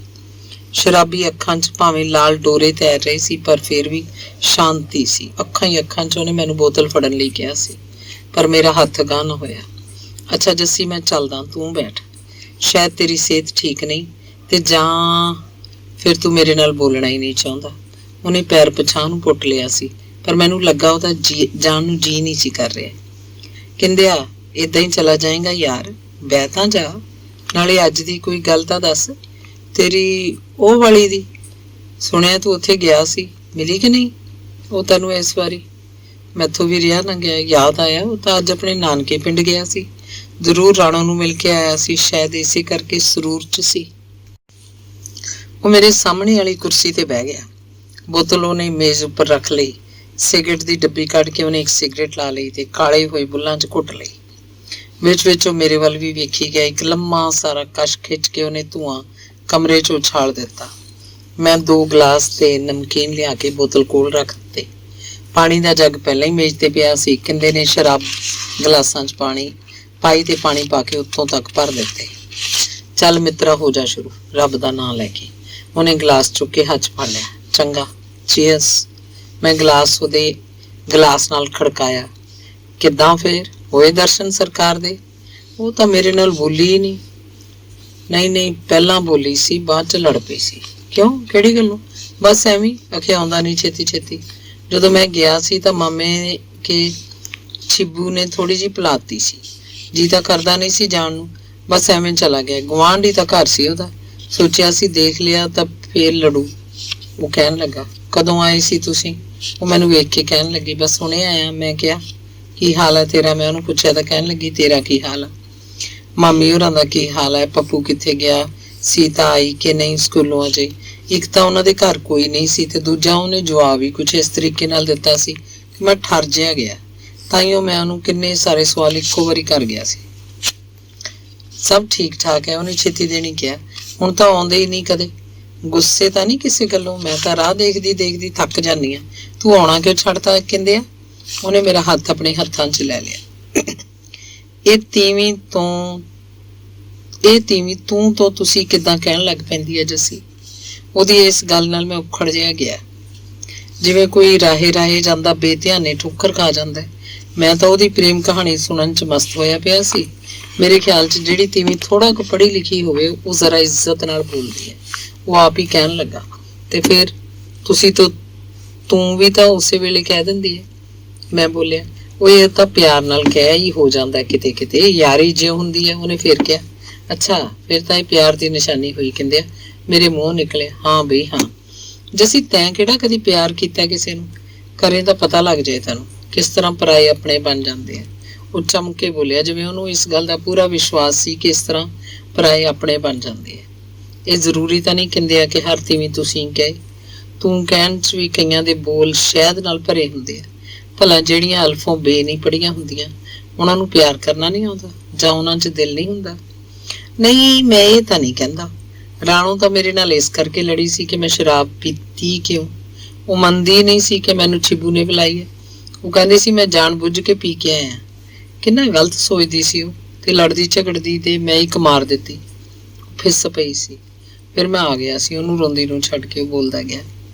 ਉਹਦੀਆਂ ਗੱਲਾਂ ਮੈਂ ਬੜੇ ਧਿਆਨ ਨਾਲ ਸੁਣੀ ਜਾਂਦਾ ਸੀ ਤੇ ਅੱਖਾਂ ਮੇਰੀਆਂ ਕੀੜੀਆਂ ਦੇ ਬਣਾਏ ਰਾਹ ਵਾਂਗ ਵਲ ਖਾਂਦੇ ਧੂਏ ਵੱਲ ਤੱਕ ਰਹੀਆਂ ਸੀ, ਜਿਹੜਾ ਉਹ ਤਾਂ ਛੱਤ ਵੱਲ ਉੱਠਦਾ ਜਾ ਰਿਹਾ ਸੀ। ਕਿੰਦੇ ਨੇ ਸ਼ਰਾਬ ਦਾ ਭਰਿਆ ਗਲਾਸ ਮੂੰਹ ਨੂੰ ਲਾਇਆ ਤੇ ਕੋਸਾ ਖਾਲੀ ਕਰਤਾ। ਸਿਗਰਟ ਦੇ ਮੂੰਹ ਤੇ ਤੁਕ ਤੁਕ ਕਿੰਨੀ ਸਾਰੀ ਸੁਆਹ ਇਕੱਠੀ ਹੋ ਗਈ ਸੀ। ਯਾਰ ਦੀ ਯਾਰੀ ਮਗਰ ਜਾਣਾ ਚਾਹੀਦਾ, ਉਹਦੇ ਵੈਲਾਂ ਮਗਰ ਨਹੀਂ। ਉਹਦੀ ਇਸ ਗੱਲ ਨੇ ਮੇਰੀ ਚੁੱਪ ਨੂੰ ਜਿਵੇਂ ਝੰਜੋੜਾ ਮਾਰਿਆ। ਸ਼ਾਇਦ ਉਹਨੇ ਮੇਰੀ ਸੋਚ ਨੂੰ ਟੋਹ ਲਿਆ ਸੀ। ਇੱਕ ਚੁਟਕੀ ਮਾਰ ਕੇ ਉਹਨੇ ਸਿਗਰਟ ਦਾ ਗੁੱਲ ਝਾੜ ਦਿੱਤਾ ਸੀ। ਮੈਂ ਨਜ਼ਰ ਮਾਰ ਕੇ ਉਹਦੇ ਵੱਲ ਦੇਖਿਆ। ਉਹਦੇ ਬੁੱਲ੍ਹਾਂ ਉੱਤੇ ਖਾਸ ਮੁਸਕਰਾਹਟ ਨੱਚ ਰਹੀ ਸੀ ਤੇ ਅੱਖਾਂ 'ਚ ਇੱਕ ਸਵਾਲ। ਤੈਂ ਕਦੇ ਪਿਆਰ ਕੀਤਾ ਜੱਸੀ? ਉਹਨੇ ਪੁੱਛ ਹੀ ਲਿਆ। ਪਿਆਰ? ਕਹਿੰਦੇ ਆ ਤੂੰ ਵੀ ਅਜੀਬ ਸਵਾਲ ਕੀਤਾ ਮੈਨੂੰ। ਅੱਜ ਤੈਨੂੰ ਮੇਰੇ ਕੋਲੋਂ ਇਹ ਪੁੱਛਣ ਦੀ ਕੀ ਸੁੱਝ ਗਈ? ਭਲਾ ਮੇਰੀ ਇੰਨੀ ਜ਼ਰੂਰਤ ਕਿੱਥੇ? ਮੈਂ ਕਿਹਾ, ਉੱਪਰੋਂ ਭਾਵੇਂ ਮੈਂ ਇਹ ਕਹਿ ਗਿਆ, ਪਰ ਅੰਦਰੋਂ ਮੇਰਾ ਰੋਮ ਰੋਮ ਹਿੱਲ ਗਿਆ ਸੀ। ਜੀਤਾਂ ਤੇ ਨਿਰਮਲ ਦੀਆਂ ਯਾਦਾਂ ਦੇ ਜ਼ਖਮਾਂ 'ਚ ਟੀਸ ਟੀ ਉੱਭਰ ਆਈ ਸੀ, ਜਿਸ ਬਾਰੇ ਮੈਂ ਕਦੇ ਵੀ ਕਿੰਦੇ ਨਾਲ ਗੱਲ ਨਹੀਂ ਸੀ ਕੀਤੀ। ਪਿੰਡੋਂ ਬਾਹਰ ਦੀਆਂ ਗੱਲਾਂ ਸਨ ਜਿਨ੍ਹਾਂ ਦਾ ਜ਼ਿਕਰ ਕਦੇ ਵੀ ਸਾਡੀ ਮਹਿਫਿਲ 'ਚ ਨਹੀਂ ਸੀ ਛੇੜਿਆ। ਕਿਉਂ, ਤੈਨੂੰ ਕੀ ਗੱਲ ਹੈ? ਉਹ ਹੱਸਿਆ। ਕੋਈ ਨਹੀਂ, ਗੱਲ ਤਾਂ ਕੋਈ ਨਹੀਂ। ਮੈਂ ਕਿਸੇ ਨੂੰ ਦੱਸਿਆ ਤਾਂ ਨਹੀਂ ਕਿ ਮੈਂ ਕਦੇ ਕਿਸੇ ਨੂੰ ਪਿਆਰ ਕੀਤਾ ਹੈ। ਤੈਨੂੰ ਦੱਸ ਦਿੰਦਾ, ਪਹਿਲਾਂ ਕਿਸੇ ਹੋਰ ਨੂੰ ਕਰਦਾ ਸੀ ਤੇ ਫਿਰ ਕਿਸੇ ਹੋਰ ਨੂੰ। ਉਹ ਕਿਸ ਤਰ੍ਹਾਂ? ਉਹ ਸਵਾਲ ਬਣ ਕੇ ਚਹਿਕ ਉੱਠਿਆ। ਲੈ ਹੁਣ ਇਹ ਵੀ ਪੁੱਛ ਕੇ ਹਟੇਂਗਾ? ਮੈਂ ਤਾਂ ਇਸ ਤਰ੍ਹਾਂ ਦਾ ਨਹੀਂ ਸੀ। ਇਹੀ ਸੋਚਦਾ ਹੋਣਾ ਤੂੰ ਮੇਰੇ ਬਾਰੇ। ਭਲਾ ਵਿਗੜਨ ਲੱਗਿਆ ਕਿਹੜਾ ਚਿਰ ਲੱਗਦਾ? ਇੱਥੇ ਪਿੰਡ 'ਚ ਤਾਂ ਕਿਤਾਬਾਂ ਹੀ ਨਹੀਂ ਸੀ ਛੱਡਦੀਆਂ ਹੁੰਦੀਆਂ ਮੈਨੂੰ, ਤੇ ਜਾਂ ਫਿਰ ਘਰ ਦੇ ਕੰਮ। ਘਰੋਂ ਸਕੂਲ ਤੇ ਸਕੂਲੋਂ ਘਰ। ਇਹਦਾ ਕਾਲਜ ਗਿਆ ਤਾਂ ਮਿਹਰਬਾਨੀ ਹੋ ਗਈ ਬਈ। ਮੈਂ ਖੁੱਲੀ ਕਿਤਾਬ ਦੀ ਤਰ੍ਹਾਂ ਹੋ ਗਿਆ। ਪਿਆਰ ਕੀਤਾ ਤਾਂ ਨਹੀਂ ਜਾਂਦਾ, ਹੋ ਹੀ ਜਾਂਦਾ, ਉਹਦਾ ਵਿਚਾਰ ਸੀ। ਅੱਛਾ ਲੈ ਫੜ ਫਿਰ, ਪਹਿਲਾਂ 2 ਘੁੱਟ ਭਾਰੇ ਦੇ, ਫਿਰ ਦੱਸਦਾ ਤੈਨੂੰ ਸਾਰੀ ਗੱਲ। ਪਾਣੀ ਪਾਉਣਾ ਕਿ ਨਹੀਂ? ਚੱਲ ਛੱਡ ਯਾਰ, ਸਰੂਰ ਜਿਹਾ ਆਜੂ, ਠੰਡ ਵੀ ਬੜੀ ਹੋ ਗਈ ਆ। ਘੁੱਟ ਪੀ ਚੱਲ। ਸਾਡੇ ਦਫ਼ਤਰ ਦਾ ਇੱਕ ਬਾਊ ਆ, ਪਹਿਲਾਂ ਅਗਲੇ ਨਾਲ ਗੱਲਾਂ ਮਾਰੀ ਜਾਊ, ਨਾ ਅਗਲੇ ਨੂੰ ਕਹੂ ਪੀ ਲੈ ਤੇ ਨਾ ਆਪ ਹੀ ਪੀਊ। ਬਸ ਪਾ ਕੇ ਟਕਾ ਦੂ ਮੇਜ਼ ਉੱਪਰ। ਜੇ ਅਗਲਾ ਪੀ ਵੀ ਲਊ ਤਾਂ ਵੀ ਉਹ ਰਾਰ ਤੋਤੇ ਦੀ ਤਰ੍ਹਾਂ ਟੈਂ ਕਰਨੋਂ ਨਹੀਂ ਹਟਦਾ। ਬਾਅਦ 'ਚ ਇੱਕੋ ਵਾਰੀ ਸਾਰਾ ਗਲਾਸ ਅੰਦਰ। ਸੱਚੀ ਗੱਲ ਆ, ਪੀਣੀ ਵੀ ਕਿਸੇ ਨੂੰ ਆਉਂਦੀ ਹੈ। ਮੈਂ ਗਲਾਸ 'ਚ ਸ਼ਰਾਬ ਪਾ ਕੇ ਉਹਨੂੰ ਫੜਾਉਂਦਿਆਂ ਕਿਹਾ, ਅੱਜ ਬੜੀਆਂ ਗੱਲਾਂ ਮਾਰੀ ਜਾਂਦਾ ਜੱਸੀ। ਉਹਨੇ ਗਲਾਸ ਫੜਦਿਆਂ ਕਿਹਾ, ਗੱਲਾਂ ਕਿੱਥੇ ਆਉਂਦੀਆਂ ਮੈਨੂੰ? ਇਹ ਤਾਂ ਐਵੇਂ ਤੇਰੇ ਮੇਰੇ ਕੋਲੋਂ ਸੁਣ ਲਈਦੀਆਂ। ਬਸ ਸਮੇਂ ਦਾ ਗੇੜ ਹੀ ਹੁੰਦਾ। ਪਤਾ ਨਹੀਂ ਕੀ ਦੇਖਣਾ ਪੈਂਦਾ ਆਦਮੀ ਨੂੰ ਜ਼ਿੰਦਗੀ 'ਚ। ਤੂੰ ਸੋਚਦਾ ਹੋਣਾ ਚੁੱਪ ਗੜੁੱਪ ਜਿਹਾ ਬੰਦਾ ਜਿਹੜਾ ਕਦੇ ਇੰਨਾ ਬੋਲਦਾ ਨਹੀਂ ਸੀ, ਅੱਜ ਕਿਵੇਂ ਗੱਲਾਂ ਦੀਆਂ ਫਾਕੜਾਂ ਲਾਈ ਜਾਂਦਾ ਹੈ ਕਿ ਨਹੀਂ? ਇਹ ਤਾਂ ਐਵੇਂ ਤੂੰ ਪੁੱਛ ਲਿਆ, ਗੱਲ ਚੱਲ ਪਈ। ਨਹੀਂ ਤਾਂ ਮੈਂ ਕਦੇ ਨਹੀਂ ਦੱਸਿਆ ਕਿਸੇ ਨੂੰ ਆਪਣੇ ਬਾਰੇ। ਮੈਂ ਬੋਤਲ ਫੜੀ ਤੇ ਬਾਕੀ ਬਚਦੀ ਸ਼ਰਾਬ ਗਲਾਸ 'ਚ ਪਾ ਕੇ ਪੀ ਗਿਆ। ਤੂੰ ਇੰਨੀ ਪੀਣ ਕਦੋਂ ਤੋਂ ਲੱਗ ਗਿਆ ਓਏ ਜੱਸੀ? ਉਹਨੇ ਮੈਨੂੰ ਫੇਰ ਟੋਕਿਆ। ਅੱਜ ਪਹਿਲੀ ਵਾਰ ਮੈਂ ਕੋਟੇ ਤੋਂ ਵੱਧ ਗਿਆ ਸੀ, ਸ਼ਾਇਦ ਇਸੇ ਲਈ ਉਹ ਹੈਰਾਨ ਹੋ ਗਿਆ ਸੀ। ਟੈਮ ਬਖਾਣੇ ਆ ਕਿ ਬੂਟੇ ਗਿਣਨੇ ਆ ਕਿ ਤੂੰ ਇੰਨੀ ਪੀਣ ਕਦੋਂ ਤੋਂ ਲੱਗ ਪਿਆ? ਅਜੇ ਤਾਂ ਮੈਂ ਪੀਤੀ ਹੀ ਨਹੀਂ, ਇਹਦਾ ਬਸ ਤੇਰੇ ਨਾਲ ਬਹਿ ਗਿਆ, 2 ਘੁੱਟ ਭਰ ਲਏ। ਸੰਭਲੀ ਓਏ ਕਿੰਦਿਆ ਲੱਗਾ ਸੀ ਡਿੱਗਣ ਮੇਜ਼ ਉੱਤੇ। ਤੂੰ ਤਾਂ ਜ਼ਿਆਦਾ ਹੀ ਹੋ ਗਿਆ ਲੱਗਦਾ ਬਈ। ਸੱਚ ਮੰਨੀ ਮੈਨੂੰ ਤਾਂ ਚੜ੍ਹਦੀ ਹੀ ਨਹੀਂ, ਨਾਲੇ ਮੈਂ ਕਿਹੜਾ ਰੋਜ਼ ਪੀਣਾ, ਜਦੋਂ ਕਦੇ ਦਿਲ ਬਹੁਤ ਹੀ ਉਦਾਸ ਹੁੰਦਾ ਤਾਂ ਪੀ ਲੈਣਾ। ਉਹ ਮਾੜਾ ਜਿਹਾ ਮੇਜ਼ ਵੱਲ ਨੂੰ ਉੱਲਰ ਗਿਆ ਸੀ। ਮੈਨੂੰ ਲੱਗਾ ਜਿਵੇਂ ਉਹ ਡਿੱਗਣ ਲੱਗਾ ਸੀ, ਪਰ ਉਹ ਮਾਚਿਸ ਚੁੱਕ ਕੇ ਫੇਰ ਸੰਭਲ ਕੇ ਬਹਿ ਗਿਆ। ਪਰ ਤੇਰੀ ਅੱਖ ਲੜ ਕਿਵੇਂ ਗਈ? ਤੂੰ ਤਾਂ ਕਦੇ ਕਿਸੇ ਕੁੜੀ ਵੱਲ ਅੱਖ ਭਰ ਕੇ ਦੇਖਿਆ ਵੀ ਨਹੀਂ ਸੀ। ਇੰਨਾ ਚਿਰ ਹੋ ਗਿਆ ਮੇਰੇ ਨਾਲ ਪਿੰਡ ਰਹਿੰਦਿਆਂ ਬਹਿੰਦਿਆਂ ਕਿੰਦਾ ਜਿਵੇਂ ਪੀਣੀ ਭੁੱਲ ਗਿਆ ਲੱਗਦਾ ਸੀ। ਅੱਖ ਲੜੀ ਜਾਂਦੀ ਆ ਭਰਾਵਾ, ਤੂੰ ਜਾਣਦਾ ਹੀ ਹੈ, ਤੇਰੀ ਵੀ ਤਾਂ ਲੜੀ ਹੋਈ ਆ।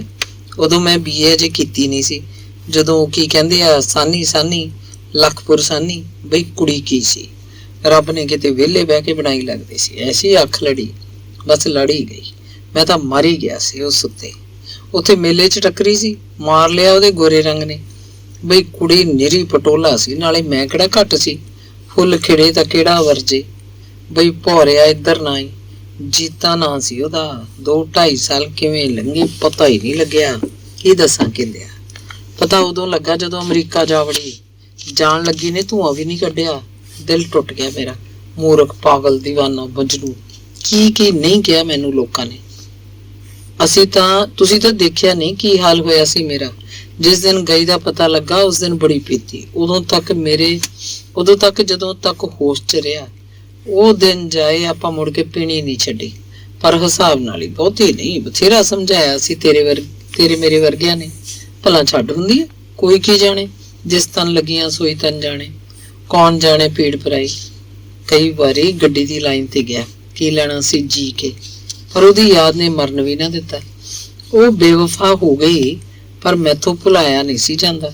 ਜਦੋਂ ਕਦੇ ਯਾਦ ਆਉਂਦੀ ਤਾਂ ਜਾਨ ਹੀ ਬਣ ਜਾਂਦੀ। ਇੰਨਾ ਕਹਿ ਕੇ ਮੈਂ ਚੁੱਪ ਹੋ ਗਿਆ। ਪਾਣੀ ਦੇ ਕੁਝ ਘੁੱਟ ਪੀਤੇ ਤੇ ਅਲਮਾਰੀ ਖੋਲ ਕੇ ਹੋਰ ਬੋਤਲ ਮੇਜ਼ ਤੇ ਰੱਖਤੀ। ਹੁਣ ਰਹਿਣ ਦੇ ਹੋਰ ਪੀਣ ਨੂੰ, ਬਸ ਕਰ, ਟਾਈਮ ਵੀ ਬਹੁਤ ਹੋ ਗਿਆ, 11 ਵੱਜਣ ਵਾਲੇ ਆ। ਬੋਤਲ ਵੱਲ ਵੇਖ ਕੇ ਕਿੰਦੇ ਨੇ ਘੜੀ ਦੇਖੀ ਸੀ, ਤੇ ਜਾਂ ਫਿਰ ਉਹ ਮੇਰੀ ਗੱਲ ਮੁੱਕ ਗਈ ਸਮਝਦਾ ਹੋ। ਬਸ ਕਰ, ਨਹੀਂ ਅਜੇ ਤਾਂ ਗੱਲ ਅੱਧੀ ਮੁੱਕੀ ਆ। ਤੂੰ ਪਾ ਅਜੇ ਪੈਗ। ਡਰਨਾ ਮੈਂ ਡੋਲਦਾ ਨਹੀਂ ਤੇ ਥੱਕਦਾ ਵੀ ਨਹੀਂ। ਅੱਜ ਤੂੰ ਪੁੱਛ ਲਿਆ ਤਾਂ ਦੱਸ ਰਿਹਾ, ਫਿਰ ਕਿਸੇ ਨੇ ਪੁੱਛਣਾ ਤੇ ਕਿਹਨੂੰ ਮੈਂ ਦੱਸਣੀ ਆ। ਅੱਗੇ ਰੋਜ਼ ਪੀਣਾ ਹੀ ਆ, ਕਦੇ ਕਿਸੇ ਨੇ ਨਹੀਂ ਪੁੱਛਿਆ। ਯਾਰ ਹੀ ਹੁੰਦਾ ਕਹਿੰਦਿਆ। ਕਿਤੇ ਅੱਕ ਤਾਂ ਨਹੀਂ ਗਿਆ ਤੂੰ? ਦੱਸ ਦਈ, ਬੋਰ ਤਾਂ ਨਹੀਂ ਕਰ ਰਹੀਆਂ ਮੇਰੀਆਂ ਗੱਲਾਂ। ਮੈਂ ਕਿਸੇ ਦਾ ਸਮਾਂ ਖਰਾਬ ਨਹੀਂ ਕਰਨਾ ਚਾਹੁੰਦਾ, ਪਰ ਜੇ ਉਖਲੀ 'ਚ ਸਿਰ ਦਿੱਤਾ ਤਾਂ ਫਿਰ ਮੋਹਲਿਆਂ ਦਾ ਕੀ ਡਰ। ਅੱਜ ਯਾਰੀ ਲਾ ਹੀ ਬੈਠਾ ਤਾਂ ਫਿਰ ਪਿੱਛੇ ਕੀ ਹਟਣਾ ਹੈ ਨਾ। ਹੁਣ ਸੁਣ ਹੀ ਲੈ, ਕਿਹੜਾ ਰੋਜ਼ ਦੱਸਣੀ ਹੈ। ਸ਼ਹਿਰ ਮਾਡਲ ਟਾਊਨ 'ਚ ਰਹਿੰਦੀ ਹੁੰਦੀ ਸੀ ਉਹ ਨਿਰਮਲ ਜੀਤਾਂ ਦੇ ਨਾਲ ਹੀ ਫਿਰਦੀ ਹੁੰਦੀ ਸੀ। ਉਹਨੇ ਮੈਨੂੰ ਦੱਸਿਆ ਸੀ ਕਿ ਜੀਤਾ ਅਮਰੀਕਾ ਚਲੀ ਗਈ ਹੈ। ਸੱਚ ਜਾਣੀ ਹੋਰ ਕੋਈ ਨਹੀਂ ਸੀ ਜਾਣਦਾ ਸਾਡੀਆਂ ਗੱਲਾਂ। ਉਹਨੂੰ ਸਭ ਪਤਾ ਸੀ। ਇਹ ਸੱਚ ਹੈ ਕਿ ਲੋਕਾਂ ਦੇ ਚਿਹਰੇ ਥੋੜੇ ਪੜ੍ਹ ਲੈਣਾ, ਕਿਸੇ ਦੇ ਦਿਲ 'ਚ ਕੀ ਹੈ ਉਹਦੀਆਂ ਅੱਖਾਂ 'ਚੋਂ, ਚਿਹਰੇ ਤੋਂ ਪਤਾ ਲੱਗ ਜਾਂਦਾ। ਨਿਰਮਲ ਵੀ ਮੈਨੂੰ ਚਾਹੁੰਦੀ ਸੀ। ਉਹਦੀਆਂ ਅੱਖਾਂ 'ਚ ਉਮੜਿਆ ਪਿਆਰ ਮੈਂ ਕਈ ਵਾਰੀ ਦੇਖਿਆ ਸੀ। ਜੀਤਾਂ ਤੋਂ ਬਾਅਦ ਜਿਹੜੇ ਸ਼ਖਸ ਨੇ ਮੇਰੇ ਨਾਲ ਹਮਦਰਦੀ ਜਤਾਈ ਸੀ, ਉਹ ਕੋਈ ਸੀ ਤਾਂ ਸਿਰਫ ਨਿਰਮਲ। ਤੇ ਉਸ ਦਿਨ ਤੋਂ ਬਾਅਦ ਮੈਂ ਉਹਨੂੰ ਪਿਆਰ ਕਰਨ ਲੱਗ ਪਿਆ। ਮੇਰੇ ਦਿਲ ਦੀਆਂ ਧੜਕਣਾਂ ਉਹਦੀਆਂ ਧੜਕਣਾਂ ਸੀ। ਜਿੰਨਾ ਪਿਆਰ ਮੈਂ ਜੀਤਾ ਨੂੰ ਕਰਦਾ ਸੀ, ਓਨਾ ਹੀ ਨਿਰਮਲ ਨੂੰ ਕਰਨ ਲੱਗਾ, ਸਗੋਂ ਜ਼ਿਆਦਾ ਹੀ। ਉਹ ਮੇਰੇ ਦੁੱਖ ਸੁੱਖ ਦੀ ਭਾਈਵਾਲ ਬਣੀ ਸੀ। ਮੈਂ ਭਾਵੁਕ ਜਿਹਾ ਹੋ ਗਿਆ, ਅੱਖਾਂ 'ਚ ਕੁਝ ਪਾਣੀ ਜਿਹਾ ਵੀ ਆ ਗਿਆ। ਤੇ ਫਿਰ ਤੇਰੀਆਂ ਅੱਖਾਂ 'ਚ ਪਾਣੀ ਕਿਉਂ ਆ ਗਿਆ ਜੱਸੀ? ਤੂੰ ਅਜੇ ਵੀ ਖੁਸ਼ ਨਹੀਂ ਲੱਗਦਾ। ਕੋਈ ਗਮ ਖਾ ਰਿਹਾ ਤੈਨੂੰ? ਹੰਝੂ ਐਵੇਂ ਤਾਂ ਨਹੀਂ ਆਉਂਦੇ? ਕਿੰਦਾ ਮੇਰੇ ਸਾਹਮਣੇ ਬੈਠਾ ਸੀ, ਨਾ ਤਾਂ ਉਹਨੇ ਸ਼ਰਾਬ ਨੂੰ ਹੱਥ ਲਾਇਆ ਤੇ ਨਾ ਹੀ ਸਿਗਰਟ ਸੁਲਗਾਈ ਸੀ। ਇੱਕ ਟੱਕ ਮੇਰੇ ਵੱਲ ਦੇਖੀ ਜਾਂਦਾ ਸੀ। ਹੰਝੂ? ਉਹ ਨਹੀਂ ਕਿੰਦਿਆ, ਇਹ ਤਾਂ ਐਵੇਂ ਪਾਣੀ ਆ ਗਿਆ ਅੱਖਾਂ 'ਚ। ਬਹੁਤਾ ਪੜਨ ਨਾਲ ਮੇਰੀ ਨਜ਼ਰ ਕਮਜ਼ੋਰ ਹੋ ਗਈ ਹੈ। ਪੁਰਾਣਾ ਕੱਪੜਾ ਵੀ ਬਥੇਰਾ ਚਿਰ ਕੱਢ ਜਾਂਦਾ ਹੈ ਜੇ ਆਪਾਂ ਉਹਦੀ ਚੱਜ ਨਾਲ ਗੰਢ ਤੁੱਪ ਕਰ ਲਈਏ। ਉਸ ਦਿਨ ਸੱਚਮੁੱਚ ਮੇਰਾ ਦਿਲ ਟੁੱਟ ਗਿਆ ਸੀ ਜਦੋਂ ਨਿਰਮਲ ਨੇ ਮੈਨੂੰ ਜੀਤਾ ਬਾਰੇ ਦੱਸਿਆ ਸੀ। ਤੇ ਫਿਰ ਨਿਰਮਲ ਨੂੰ ਪਾ ਕੇ ਮੈਂ ਸਮਝਿਆ ਕਿ ਉਹ ਮੈਨੂੰ ਸੰਭਾਲ ਲਏਗੀ, ਮੈਨੂੰ ਕੁਰਾਹੇ ਪੈਣ ਤੋਂ ਰੋਕ ਲਏਗੀ। ਪਰ ਨਹੀਂ ਕਿੰਦਿਆ, ਕੌਣ ਕਿਸੇ ਦਾ ਬਣਦਾ ਹੈ। ਨਿਰਮਲ ਨੂੰ ਮੇਰਾ ਪਿਆਰ ਮਨਜ਼ੂਰ ਨਾ ਹੋਇਆ। ਸ਼ਾਇਦ ਉਹਨੂੰ ਰਾਸ ਨਹੀਂ ਸੀ ਆਇਆ ਮੇਰਾ ਇਹ ਟੁੱਟਾ ਹੋਇਆ ਦਿਲ। ਉਹਨੇ ਸੋਚਿਆ ਹੋਣਾ ਇੱਥੇ ਤਾਂ ਪਹਿਲਾਂ ਹੀ ਲਗਾਰ ਆਇਆ ਹੋਇਆ। ਉਹਨੇ ਦਿਲ ਨੂੰ ਦਿਲ ਨਾ ਸਮਝਿਆ, ਠੋਕਰ ਮਾਰੀ ਜਿਵੇਂ ਕੋਈ ਕੱਚ ਦਾ ਖਿਡੌਣਾ ਹੋਵੇ। ਉਹਨੇ ਵੀ ਬਿਨਾਂ ਦੱਸਿਆਂ ਕਿਤੇ ਹੋਰ ਸ਼ਾਦੀ ਕਰ ਲਈ। ਬਸ ਇਹੀ ਹੈ ਮੇਰੀ ਕਹਾਣੀ। ਦੇਖੀ ਦੋਸਤਾ, ਕਿਤੇ ਦਿਲ ਨੂੰ ਨਾ ਲਾ ਬੈਠੀ। ਤੂੰ ਵੀ ਰਾਣੋ ਨਾਲ ਅੱਖ ਲੜਾਈ ਹੋਈ ਹੈ। ਕੋਈ ਨਹੀਂ ਕਿਸੇ ਦਾ ਬਣਦਾ। ਪੈਗ ਪੀ ਤੇ ਚੱਲ ਚੱਲੀਏ, ਬਹੁਤ ਚਿਰ ਹੋ ਗਿਆ ਬੈਠਿਆਂ ਨੂੰ। ਸੰਭਲੀ, ਨਾਲੇ ਇਹਨਾਂ ਤੇ ਜ਼ੋਰ ਵੀ ਕੀ ਆ ਆਪਣਾ। ਆਪਾਂ ਤਾਂ ਹੋਏ ਨਮਾਣੇ ਜੇ ਬੰਦੇ ਤੇ ਇਹ ਹੋਏ ਦਿਲਾਂ ਵਾਲੇ। ਮੈਂ ਆਪਣਾ ਗਲਾਸ ਚੁੱਕ ਕੇ ਮੂੰਹ ਨੂੰ ਲਾ ਲਿਆ ਤੇ ਕਿੰਦੇ ਦਾ ਗਲਾਸ ਕਿੰਦੇ ਵੱਲ ਕਰਤਾ। ਉਹ ਅਜੇ ਵੀ ਬੇਚੈਨ ਜਿਹਾ ਮੇਰੇ ਵੱਲ ਵੇਖੀ ਜਾ ਰਿਹਾ ਸੀ। ਧੰਨਵਾਦ। ਅਗਲੀ ਕਹਾਣੀ ਹੈ ਕੰਜਰ। ਬਈ ਮੈਂ ਕਿਹਾ ਹੁਣ ਜ਼ਰਾ ਮੈਨੂੰ ਛੱਡਣ ਦੀ ਖੇਚਲ ਕਰੋਗੇ? ਪਰਵੇਜ਼ ਦੀਆਂ ਗਹਿਰੀਆਂ ਨਜ਼ਰਾਂ ਆਪਣੇ ਵੱਲ ਉੱਠੀਆਂ ਦੇਖ ਕੇ ਮੈਂ ਉਹਦੇ ਕੰਨ ਦੇ ਲਾਗੇ ਮੂੰਹ ਕਰਦਿਆਂ ਹੌਲੀ ਜੀ ਕਿਹਾ ਤਾਂ ਉਹ ਇੱਕ ਝਟਕੇ ਨਾਲ ਮੈਥੋਂ ਵੱਖ ਹੋ ਗਈ, ਜਿਵੇਂ ਉਹਦੇ ਪੈਰ ਨੂੰ ਬਿਜਲੀ ਦਾ ਨੰਗਾ ਤਾਰ ਛੂ ਗਿਆ ਹੋਵੇ। ਬੜੀ ਘਬਰਾਹਟ ਜੀ ਨਾਲ ਉਹਨੇ ਆਪਣੇ ਆਲੇ ਦੁਆਲੇ ਦੇਖਿਆ। ਬੱਸ 'ਚ ਬੈਠੀਆਂ ਸਾਰੀਆਂ ਸਵਾਰੀਆਂ ਦੀਆਂ ਨਜ਼ਰਾਂ ਸਾਡੇ ਉੱਪਰ ਹੀ ਤਣੀਆਂ ਪਈਆਂ ਸੀ, ਸਿਨੇਮੇ 'ਚ ਲੱਗੇ ਪਰਦੇ ਤੇ ਪੈਂਦੀ ਰੌਸ਼ਨੀ ਦੀਆਂ ਕਿਰਨਾਂ ਦੀ ਤਰ੍ਹਾਂ, ਜਿਵੇਂ ਉਹਨਾਂ ਨੇ ਸਾਡੇ ਉੱਪਰ ਫੋਕਸ ਕਰਕੇ ਛੱਡਤੀਆਂ ਹੋਣ। ਹੁੰਦੀਆਂ ਵੀ ਕਿਉਂ ਨਾ ਬੱਸ ਅੱਡੇ 'ਚੋਂ ਨਿਕਲੀ ਸੀ ਕਿ ਉਹ ਦੌੜ ਕੇ ਬਾਰੀ ਦੇ ਡੰਡੇ ਨੂੰ ਆ ਚਿੰਬੜੀ। ਜਿਹੜੀ ਹੁਣ ਤੱਕ ਲਾਪਰਵਾਹੀ ਜੀ ਨਾਲ ਟਿਕਟ ਕਾਊਂਟਰਾਂ ਤੋਂ ਪਰੇ ਖੜੀ ਇੱਧਰ ਉੱਧਰ ਤੱਕਦੀ ਰਹੀ ਸੀ। ਖੁੱਲੀ ਬਾਰੀ ਦੇ ਹੈਂਡਲ ਨੂੰ ਇੱਕ ਹੱਥ ਪਾਈ ਉਹ ਡਿੱਗੀ ਪੈਣੀ ਸੀ, ਜਿਵੇਂ ਉਹਨੂੰ ਹੁਸ਼ਿਆਰੀ ਨਾਲ ਫੜਨਾ ਲੈਂਦਾ। ਮੋਢੇ ਤੇ ਲਟਕਦਾ ਬਰੀਕ ਤਾਰ ਦੀ ਜਾਲੀ ਦਾ ਬਣਿਆ ਨਿੱਕ ਸੁੱਕ ਨਾਲ ਭਰਿਆ ਬੈਗ ਉਹਦੀ ਬਾਂਹ ਤੇ ਭਾਰੂ ਹੋ ਗਿਆ ਸੀ ਤੇ ਉਹ ਥੜਕ ਗਈ ਸੀ। ਉਹਦੇ ਪਤਲੇ ਲੱਕ ਦੁਆਲੇ ਬਾਂਹ ਪਾ ਕੇ ਜਾਂ ਸਮਝੋ ਕਾਹਲੀ 'ਚ ਪੈ ਗਈ ਸੀ। ਮੈਂ ਉਹਨੂੰ ਤਾਂ ਖਿੱਚ ਲਿਆ। ਬਾਰੀ ਉਹਦੇ ਅੰਦਰ ਆਉਣ ਦੇ ਨਾਲ ਹੀ ਬੰਦ ਹੋ ਗਈ। ਅਗਲੇ ਪਲ ਉਹਨੇ ਦੋਹਾਂ ਬਾਹਾਂ 'ਚ ਮੈਨੂੰ ਚੰਗੀ ਤਰ੍ਹਾਂ ਘੁੱਟ ਲਿਆ। ਉਹਦੀ ਹਿੱਕ ਲੋਹਾਰ ਦੀ ਧੌਂਕੜੀ ਦੀ ਤਰ੍ਹਾਂ ਉੱਪਰ ਹੇਠਾਂ ਹੋ ਰਹੀ ਸੀ ਤੇ ਦਿਲ ਦੀ ਧੜਕਨ ਤੇਜ਼, ਕਿਸੇ ਟਿਊਬਵੈਲ ਦੇ ਡੀਜ਼ਲ ਇੰਜਣ ਦੀ ਤਰ੍ਹਾਂ ਧੱਕ ਧੱਕ ਕਰ ਰਹੀ ਸੀ, ਜਿਵੇਂ ਬਹੁਤ ਦੂਰੋਂ ਦੌੜ ਕੇ ਆਈ ਹੋਵੇ। ਉਹਨੇ ਆਪਣਾ ਸਿਰ ਮੇਰੀ ਛਾਤੀ 'ਚ ਲੁਕੋਇਆ ਹੋਇਆ ਸੀ ਤੇ ਅੱਖਾਂ ਮਿਟੀਆਂ ਹੋਈਆਂ ਸੀ।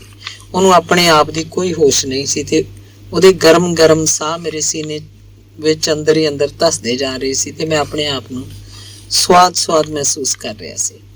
ਮੈਂ ਆਪਣੇ ਦੋਸਤ ਪਰਵੇਜ਼ ਨੂੰ ਸਾਹਮਣੀ ਸੀਟ ਤੇ ਬੈਠਾ ਦੇਖ ਲਿਆ ਸੀ। ਉਹਦੀਆਂ ਤੇਜ਼ ਨਜ਼ਰਾਂ ਸਾਡੇ ਵੱਲ ਇੱਕ ਟੱਕ ਘੂਰ ਰਹੀਆਂ ਸਨ। ਤਿਰਛੀ ਨਜ਼ਰ ਨਾਲ ਮੈਂ ਉਹ ਤੋਂ ਅੱਖਾਂ ਚੁਰਾ ਲਈਆਂ ਤੇ ਕੁੜੀ ਦੇ ਕੰਨ ਦੇ ਲਾਗੇ ਮੂੰਹ ਕਰਕੇ ਹੌਲੀ ਜੀ ਕਿਹਾ, ਬਈ ਮੈਂ ਕਿਹਾ ਹੁਣ ਜ਼ਰਾ ਮੈਨੂੰ ਛੱਡਣ ਦੀ ਖੇਚਲ ਕਰੋਗੇ? ਮੇਰੇ ਇਹਨਾਂ ਲਫ਼ਜ਼ਾਂ ਨੇ ਉਹਨੂੰ ਮੇਰੇ ਨਾਲੋਂ ਵੱਖ ਕਰ ਦਿੱਤਾ। ਮੈਂ ਪਰਵੇਜ਼ ਵਾਲੀ ਸੀਟ ਤੇ ਜਾ ਬੈਠਾ ਤੇ ਮੇਰੇ ਪਿੱਛੇ ਪਿੱਛੇ ਉਹ ਵੀ ਆ ਕੇ ਮੇਰੇ ਨਾਲ ਹੀ ਉਸੇ ਸੀਟ ਤੇ ਆ ਬੈਠ ਗਈ। ਇਹ ਉਹਦੀ ਬੇਖਬਰੀ ਸੀ ਜਾਂ ਫਿਰ ਕੋਈ ਅਹਿਸਾਸ ਜਿਹਨੇ ਉਹਨੂੰ ਮੇਰੇ ਪਿੱਛੇ ਪਿੱਛੇ ਆਉਣ ਲਈ ਮਜਬੂਰ ਕਰਤਾ ਸੀ। ਬਾਂਹ ਵਿਚਲਾ ਬੈਗ ਉਹਨੇ ਆਪਣੇ ਪੱਟਾਂ ਤੇ ਵਿਛਾ ਲਿਆ ਤੇ ਆਪਣੇ ਗੋਲ ਗੋਲ ਚਿਹਰੇ ਤੇ ਆਏ ਪਸੀਨੇ ਨੂੰ ਇੱਕ ਝਟਕੇ ਨਾਲ ਪੂੰਝ ਸੁੱਟਿਆ। ਅੱਜ ਕਿੱਧਰ ਨੂੰ? ਮੈਂ ਪਰਵੇਜ਼ ਨੂੰ ਪੁੱਛਿਆ। ਉਹਨੇ ਚੁੱਪ ਤੋੜੀ, ਜਿਹੜਾ ਹੁਣ ਤੱਕ ਸਾਡੇ ਦੋਹਾਂ ਵੱਲ ਬੜੀ ਗੌਰ ਨਾਲ ਤੱਕਦਾ ਰਿਹਾ ਸੀ ਤੇ ਅੱਜ ਵੀ ਦੇਖੀ ਜਾਂਦਾ ਸੀ। ਉਹ ਮੈਂ ਕਿਹਾ ਕਿੱਧਰ ਜਾਣ ਦੀ ਤਿਆਰੀ ਕੀਤੀ ਹੈ ਜਨਾਬ ਨੇ? ਆਪਣੇ ਦਿਲ ਦੀ ਘਬਰਾਹਟ ਛੁਪਾਉਣ ਦੀ ਕੋਸ਼ਿਸ਼ ਕਰਦਾ ਮੈਂ ਉਹਨੂੰ ਪੁੱਛ ਰਿਹਾ ਸੀ। ਲੁਧਿਆਣੇ ਦੀ। ਤੇ ਤੁਸੀਂ?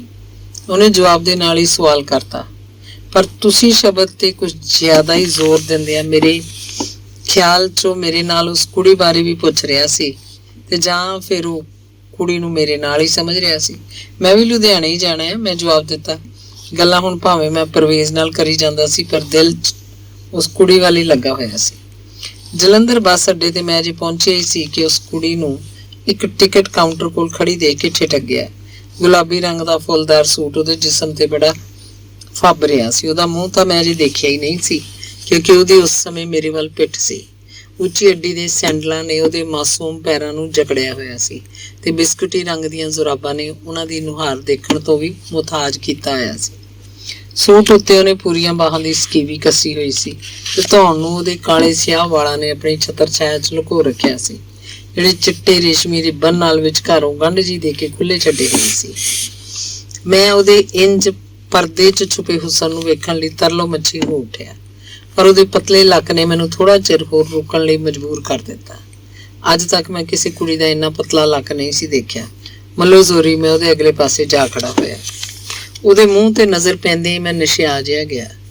ਉਹਦੇ ਗੋਲ ਚਿਹਰੇ ਨੂੰ ਮੈਂ ਪੁੰਨਿਆਂ ਦਾ ਚਾਨਣ ਨਾ ਕਿਹਾ, ਉਹਦੇ ਗੁਲਾਬੀ ਹੋਠਾਂ ਨੂੰ ਗੁਲਾਬੀ ਦੀਆਂ ਪੱਤੀਆਂ ਨਾ ਮੰਨਿਆ ਤਿੱਖੇ ਨੱਕ ਨੂੰ ਖੰਡੇ ਦੀ ਧਾਰ ਨਾ ਚਾਹਿਆ, ਕਾਲੀਆਂ ਸਿਆਹ ਅੱਖਾਂ ਨੂੰ ਠਾਠਾਂ ਮਾਰਦੀਆਂ ਝੀਲਾਂ ਕਹਿਣੋਂ ਵੀ ਮੇਰੇ ਦਿਲ ਨੇ ਮੈਨੂੰ ਵਰਜ ਦਿੱਤਾ। ਤੇ ਉਹਦੇ ਲੱਗਦਾ ਸੀ ਜਿਵੇਂ ਕਿਸੇ ਕਤਲ ਦੇ ਕੇਸ ਬੇਦੋਸ਼ੇ ਫਸੇ ਕੈਦੀਆਂ ਦੀ ਤਰ੍ਹਾਂ ਜੇਲ੍ਹ ਚੋਂ ਬਾਹਰ ਨਿਕਲਣ ਲਈ ਟੱਕਰਾਂ ਮਾਰ ਰਹੇ ਹੁਣ ਜਦੋਂ ਮੈਂ ਉਹਦੇ ਉਭਾਰਾਂ ਬਾਰੇ ਸੋਚਦਾ। ਪਿੰਡ ਦੇ ਦਰਜੀ ਮੰਗੂ ਦੀ ਤਰ੍ਹਾਂ ਜਿਹੜਾ ਹਰ ਆਏ ਗਾਹਕ ਦਾ ਮੇਚਾ ਲੈਂਦਾ, ਲੰਬਾਈ ਚੌੜਾਈ ਬਾਂਹ ਛਾਤੀ ਘੇਰਾ ਤੀਰਾ ਮਿਣਦਾ ਮਿਣਤੀ ਬੋਲੀ ਜਾਂਦਾ ਤੇ ਕੋਲ ਬੈਠਾ ਮੁੰਡੂ ਉਹਦੀ ਦੱਸੀ ਮਿਣਤੀ ਕਾਪੀ ਤੇ ਉਕਰੀ ਜਾਂਦਾ। ਮੈਂ ਉਸ ਕੁੜੀ ਦਾ ਅੰਗ ਅੰਗ ਨਾਪ ਰਿਹਾ ਸੀ। ਮੈਨੂੰ ਕੁਝ ਔੜਾ ਹੀ ਨਾ ਕਿ ਕੀ ਕਰਾਂ, ਕਿਹੜੇ ਸ਼ਬਦਾਂ 'ਚ ਉਹਦੀ ਤਾਰੀਫ ਕਰਾਂ। ਹਰ ਤਰ੍ਹਾਂ ਦੇ ਸ਼ਬਦ ਮੈਨੂੰ ਉਹਦੀ ਸੁੰਦਰਤਾ ਦੀ ਤੋਹੀਨ ਕਰਦੇ ਜਾਪੇ। ਲਾਜਵਾਬ ਮੈਂ ਸੀ ਤੇ ਲਾਜਵਾਬ ਸੀ ਉਹਦੀ ਸੁੰਦਰਤਾ। ਮੈਂ ਉਹਨੂੰ ਜਨਮ ਦੇਣ ਵਾਲੀ ਉਹਦੀ ਮਾਂ ਦੀਆਂ ਤਸਵੀਰਾਂ ਆਪਣੇ ਜ਼ਿਹਨ 'ਚ ਬਣਾਉਂਦਾ ਤਾਂ ਅਗਲੀ ਪਲ ਹੂ ਬਹੂ ਮੇਰੇ ਸਾਹਮਣੇ ਆ ਖੜਦੀ। ਉਹ ਤੋਂ ਸੋਹਣੀ ਕੁੜੀ ਮੈਂ ਕਦੇ ਦੇਖੀ ਨਹੀਂ ਸੀ। ਹੁਣ ਕੀ ਕਰਾਂ, ਉਹ ਕੁੜੀ ਸੀ ਜਾਂ ਕੋਈ ਪਰੀ ਸੀ। ਉਦੋਂ ਮੈਂ ਸੋਚਿਆ ਵੀ ਨਹੀਂ ਸੀ ਕਿ ਮੈਂ ਉਹਨੂੰ ਛੋਹ ਵੀ ਸਕਾਂਗਾ, ਪਰ ਥੋੜੀ ਦੇਰ ਪਹਿਲਾਂ ਹੀ ਮੇਰੀਆਂ ਬਾਹਾਂ 'ਚ ਸੀ ਤੇ ਉਹਦਾ ਸਿਰ ਮੇਰੇ ਸੀਨੇ ਨਾਲ ਲੱਗ ਕੇ ਹਟਿਆ ਸੀ। ਕੰਡਕਟਰ ਟਿਕਟਾਂ ਕੱਟਦਾ ਸਾਡੇ ਕੋਲ ਆ ਗਿਆ। ਕੁੜੀ ਦੇ ਹੱਥ 'ਚ ਫੜੇ ਹੋਏ ਕਾਲੇ ਮਿੰਨੀ ਪਰਸ ਦਾ ਮੂੰਹ ਫਨੀਅਰ ਸੱਪ ਦੇ ਮੂੰਹ ਵਾਂਗ ਖੁੱਲਿਆ ਤੇ ਉਹਨੇ 2 ਉਂਗਲਾਂ ਨਾਲ ਨੋਟ ਖਿੱਚ ਕੇ ਕੰਡਕਟਰ ਨੂੰ ਫੜਾ ਦਿੱਤੇ। ਇੱਕ ਲੁਧਿਆਣੇ ਦੀ। ਉਹਦੇ ਬੁੱਲ ਹੌਲੀ ਜਿਹੀ ਫੁਸਫੁਸਾਏ। ਮੈਂ ਉਹਦੇ ਵੱਲ ਦੇਖਿਆ, ਥੋੜੀ ਜਿਹੀ ਮੁਸਕਰਾ ਕੇ ਉਹ ਹੱਸ ਪਈ। ਫਿਰ ਉਹਨੇ ਨੀਵੀਂ ਪਾ ਲਈ ਤੇ ਉਹਦਾ ਹੱਥ ਉਹਦੇ ਪੱਟਾਂ ਤੇ ਰੱਖੇ ਬੈਗ 'ਚ ਜਾ ਵੜਿਆ। ਅਗਲੀ ਪਲ ਇੱਕ ਗੋਲ ਲਾਲ ਸੁਰਖ ਸੇਬ ਉਹਦੇ ਹੱਥ 'ਚ ਸੀ ਜੋ ਉਹਨੇ ਆਪਣੇ ਭਰੇ ਗੁਲਾਬੀ ਬੁੱਲਾਂ ਤੇ ਟਿਕਾ ਲਿਆ ਤੇ ਅਨਾਰ ਦੇ ਦਾਣਿਆਂ ਵਾਂਗ ਚਮਕਦੇ ਦੰਦ ਸੇਬ 'ਚ ਗੱਡ ਦਿੱਤੇ। ਬੱਸ ਆਪਣੀ ਸਹੀ ਰਫ਼ਤਾਰ ਨਾਲ ਦੌੜੀ ਜਾ ਰਹੀ ਸੀ, ਨਾਨ ਸਟਾਪ ਜਿਉਂ ਹੋਈ। ਇੱਧਰ ਮੇਰੇ ਦਿਲ 'ਚ ਇੱਕ ਹਲਚਲ ਜਿਹੀ ਮਚ ਗਈ ਸੀ। ਮੇਰਾ ਦਿਲ ਕੀਤਾ ਕਿ ਇੱਕ ਵਾਰ ਫੇਰ ਮੈਂ ਉਹਨੂੰ ਆਪਣੀਆਂ ਬਾਹਾਂ 'ਚ ਕੱਸ ਲਵਾਂ ਤੇ ਉਹਦੀ ਭਖਦੀ ਗੋਰੀ ਗੱਲ ਉੱਤੇ ਪਰਵੇਜ਼ ਦੀਆਂ ਤਿੱਖੀਆਂ ਨਜ਼ਰਾਂ ਅਜੇ ਵੀ ਮੇਰੇ ਵੱਲੋਂ ਹਟੀਆਂ ਨਹੀਂ ਸੀ ਤੇ ਦੂਸਰਾ ਲੋਕਾਂ ਦੀ ਮੌਜੂਦਗੀ 'ਚ ਮੈਂ ਦਿਲ ਵਿੱਚ ਹੀ ਲੈ ਕੇ ਰਹਿ ਗਿਆ। ਇੱਕ ਦਰਦ ਜਿਹਾ ਮੇਰੀ ਸੱਜੀ ਵੱਖੀ 'ਚ ਉੱਠਿਆ। ਮੈਂ ਤੜਫਿਆ। ਮੈਂ ਉਸ ਥਾਂ ਨੂੰ ਮਲਣ ਲੱਗਾ ਤਾਂ ਇੱਕ ਹੋਰ ਹੱਥ ਮੇਰੇ ਹੱਥ ਵਿੱਚ ਆ ਗਿਆ। ਮੈਂ ਉਹਨੂੰ ਫੜ ਲਿਆ। ਪਰਵੇਜ਼ ਦਾ ਹੱਥ ਸੀ। ਕੀ ਗੱਲ ਆ ਯਾਰ, ਮੇਰੇ ਮੂੰਹੋਂ ਨਿਕਲਿਆ। ਫਗਵਾੜਾ ਆ ਗਿਆ, ਉਹਨੇ ਹੱਸਦੇ ਹੋਏ ਕਿਹਾ। ਫਗਵਾੜਾ ਹੀ ਆ ਗਿਆ, ਕੋਈ ਭੁਚਾਲ ਤਾਂ ਨਹੀਂ ਆ ਗਿਆ। ਮੈਨੂੰ ਉਹਦੀ ਇਸ ਹਰਕਤ ਤੇ ਗੁੱਸਾ ਆ ਗਿਆ ਸੀ ਕਿਉਂਕਿ ਉਹਨੇ ਜਾਣ ਬੁੱਝ ਕੇ ਕੀਤਾ ਸੀ। ਭੁਚਾਲ ਹੀ ਤਾਂ ਸੀ, ਹੋਰ ਕੀ ਸੀ। ਮੇਰੇ ਅੰਦਰੋਂ ਸਵਾਲ ਦਾ ਜਵਾਬ ਮਿਲ ਗਿਆ ਸੀ। ਕੰਬਖਤ ਨੇ ਸਾਰੀ ਭਗਤੀ ਭੰਗ ਕਰਤੀ। ਮੇਰੇ ਅੰਦਰੋਂ ਆਵਾਜ਼ ਨਿਕਲੀ ਸੀ। ਲੱਗਾ ਤਾਂ ਮੈਨੂੰ ਇਹ ਸੀ ਕਿ ਮੇਰੀ ਰੂਹ ਦੀ ਪੁਕਾਰ ਹੈ, ਪਰ ਆਵਾਜ਼ ਹਵਾ 'ਚ ਗੂੰਜ ਗਈ ਸੀ। ਭਾਵੇਂ ਹੌਲੀ ਸੀ। ਇੰਨਾ ਕਹਿਣ ਦੇ ਨਾਲ ਹੀ ਮੇਰਾ ਖੱਬਾ ਪੈਰ ਕੁੜੀ ਦੇ ਪੈਰ ਤੇ ਜਾ ਟਿਕਿਆ ਤੇ ਸੱਜਾ ਹੱਥ ਪਰਵੇਜ਼ ਦੇ ਖੱਬੇ ਪੱਟ ਉੱਤੇ। ਗੁੱਸੇ ਤੇ ਸ਼ਰਾਰਤ ਨਾਲ ਭਰੀ ਚੁੰਡੀ ਨਾਲੋਂ ਕੰਬ ਕੇ ਰਹਿ ਗਿਆ ਸੀ। ਕੁੜੀ ਹੱਸ ਪਈ ਸੀ। ਸ਼ਾਇਦ ਉਹਨੂੰ ਵੀ ਮੇਰੀ ਦੋਹਰੀ ਸ਼ਰਾਰਤ ਦੀ ਸਮਝ ਪੈ ਗਈ ਸੀ। ਕੰਜਰ ਕਿਤੋਂ ਦਾ ਉਹਦੇ ਮੂੰਹ 'ਚੋਂ ਮੇਰੇ ਲਈ ਗਾਲ ਨਿਕਲ ਗਈ ਸੀ। ਕਦੇ ਸਾਡੇ ਹੀ ਉਸ ਲਈ ਵਰਤੇ ਸ਼ਬਦਾਂ 'ਚ ਆਪਣੇ ਲਈ ਹੀ ਸੁਣ ਕੇ ਮੈਨੂੰ ਹਾਸਾ ਆ ਗਿਆ ਤੇ ਮਜ਼ਾ ਵੀ। ਅਸੀਂ ਉਹਨੂੰ ਇਹ ਸ਼ਬਦ ਐਵੇਂ ਤਾਂ ਨਹੀਂ ਸੀ ਕਹਿੰਦੇ ਹੁੰਦੇ। ਪਿੰਡ ਦੀਆਂ ਜੀਤੀ, ਮੀਤੀ, ਪੰਮੀ, ਰਾਣੋ, ਦੇਬੋ ਤੇ ਕਾਲਜ ਦੀਆਂ ਗੀਤਾ, ਰਜਨੀ, ਸੁਸ਼ੀਲ ਤੇ ਨਿਰਮਲਾ ਸਾਰੀਆਂ ਉਹਨੇ ਮਗਰ ਲਾਈਆਂ ਹੋਈਆਂ ਸੀ। ਮੁੰਡਾ ਕਿਹੜਾ ਕਿਸੇ ਗੱਲੋਂ ਘੱਟ ਸੀ। ਗੋਰਾ ਚਿੱਟਾ ਉੱਚਾ ਲੰਮਾ ਸੋਹਣਾ ਸੁਨੱਖਾ, ਬਸ ਜਿੱਧਰ ਜਾਂਦਾ ਪੱਟ ਦੂੰ ਤੇ ਚੱਕ ਦੂੰ ਲਾਈ ਰੱਖਦਾ। ਅਸੀਂ ਕਹਿੰਦੇ ਬਈ ਚੁਟਕੀ ਮਾਰ ਕੇ ਉੜਦੇ ਪਰਿੰਦੇ ਡੇਗ ਲੈਂਦਾ ਕੰਜਰ ਕਿਤੋਂ ਦਾ। ਕਿਉਂ ਇੰਨਾ ਹੱਸਦਾ ਕਿਉਂ ਹੈ? ਪਰਵੇਜ਼ ਨੇ ਮੈਨੂੰ ਹੱਸਦਿਆਂ ਦੇਖ ਕੇ ਪੁੱਛਿਆ। ਉਹਦੇ ਲਹਿਜੇ 'ਚ ਹਲੀਮੀ ਤੇ ਹੈਰਾਨੀ ਮਿਲੀ ਸੀ। ਐਵੇਂ ਤੇਰੀ ਇਹ ਗੱਲ ਸੁਣ ਕੇ ਮੈਂ ਜਵਾਬ ਦਿੱਤਾ, ਕਿਉਂ ਮੈਂ ਤੈਨੂੰ ਕੀ ਕਹਿਤਾ? ਮੇਰੀ ਗੱਲ ਚੰਗੀ ਨਹੀਂ ਲੱਗੀ? ਉਹਨੇ ਮੇਰੇ ਵੱਲ ਮੂੰਹ ਘੁਮਾ ਕੇ ਪੁੱਛਿਆ। ਲੱਗੀ ਹੈ, ਬਹੁਤ ਚੰਗੀ ਲੱਗੀ ਹੈ। ਮੈਂ ਤਾਂ ਕਹਿਣਾ ਤੂੰ ਮੈਨੂੰ ਰੱਜ ਕੇ ਕੰਜਰ ਕਹਿ ਲਾ। ਮੈਂ ਤੈਨੂੰ ਕਹਿੰਦਾ ਹੁੰਦਾ ਸੀ, ਹੁਣ ਤੂੰ ਮੈਥੋਂ ਬਦਲਾ ਲੈ ਲਾ। ਹਾਂ ਬਦਲਾ ਕਹਿ ਮੇਰੇ ਯਾਰ, ਕਹਿ ਲਾ। ਮੈਨੂੰ ਤੇਰੇ ਮੂੰਹੋਂ ਕੰਜਰ ਕਿਹਾ ਬਹੁਤ ਚੰਗਾ ਲੱਗਾ, ਬਹੁਤ ਹੀ ਚੰਗਾ। ਮੈਂ ਉਹਨੂੰ ਕਿਹਾ, ਮੈਨੂੰ ਕੋਈ ਨਸ਼ਾ ਚੜਿਆ ਹੋਇਆ ਸੀ। ਓਏ ਚੇਤਨ, ਤੂੰ ਕਮਲਾ ਤਾਂ ਨਹੀਂ? ਪਰਵੇਜ਼ ਮੈਨੂੰ ਝੰਜੋੜ ਰਿਹਾ ਸੀ। ਨਹੀਂ ਯਾਰ, ਮੈਂ ਕਮਲਾ ਨਹੀਂ ਹੋਇਆ, ਮੈਨੂੰ ਪੂਰੀ ਹੋਸ਼ ਹੈ। ਲੱਗਦਾ ਪਾਗਲ ਤੂੰ ਹੋ ਗਿਆ। ਚੇਤਨ, ਤੂੰ ਤਾਂ ਇਸ ਤਰ੍ਹਾਂ ਦਾ ਨਹੀਂ ਸੀ। ਅੱਜ ਤੂੰ ਇਹ ਕਿਸ ਤਰ੍ਹਾਂ ਦੀਆਂ ਗੱਲਾਂ ਕਰ ਗਿਆ? ਮੈਨੂੰ ਤਾਂ ਕੁਝ ਸਮਝ ਹੀ ਨਹੀਂ ਆਉਂਦੀ। ਪਰਵੇਜ਼ ਫੇਰ ਕਹਿ ਰਿਹਾ ਸੀ, ਤੈਨੂੰ ਮੇਰੀਆਂ ਗੱਲਾਂ ਪਸੰਦ ਨਹੀਂ? ਚੱਲ ਕੋਈ ਗੱਲ ਨਹੀਂ, ਤੈਨੂੰ ਪਸੰਦ ਆਉਣ ਵੀ ਕਿੱਦਾਂ। ਜਦੋਂ ਤੂੰ ਪਿਆਰ ਕਰਦਾ ਸੀ ਤਾਂ ਅਸੀਂ ਤੈਨੂੰ ਤੰਗ ਕਰਦੇ ਸੀ, ਦੇਖ ਕੇ ਸੜਦੇ ਸੀ। ਅੱਜ ਮੈਂ ਕਿਸੇ ਨੂੰ ਪਿਆਰ ਕਰਨ ਲੱਗਾ ਤਾਂ ਤੂੰ ਸੜਨ ਲੱਗ ਪਿਆ। ਇਹੀ ਕਹਿਣਾ ਸੀ ਤੇ ਮੇਰੀ ਗੱਲ ਪੂਰੀ ਹੋਣ ਤੋਂ ਪਹਿਲਾਂ ਹੀ ਪਰਵੇਜ਼ ਬੋਲ ਪਿਆ, ਬਈ ਮੈਂ ਕਿਉਂ ਸੜਨਾ, ਤੇਰੀ ਖੁਸ਼ੀ ਮੇਰੀ ਖੁਸ਼ੀ ਹੈ, ਪਰ ਇਹ ਪਲ ਭਰ ਦੀਆਂ ਖੁਸ਼ੀਆਂ ਤਬਾਹ ਕਰਕੇ ਛੱਡਦੀਆਂ। ਕਿੱਦਾਂ ਤਬਾਹ ਕਰਕੇ ਛੱਡਦੀਆਂ ਵੇ?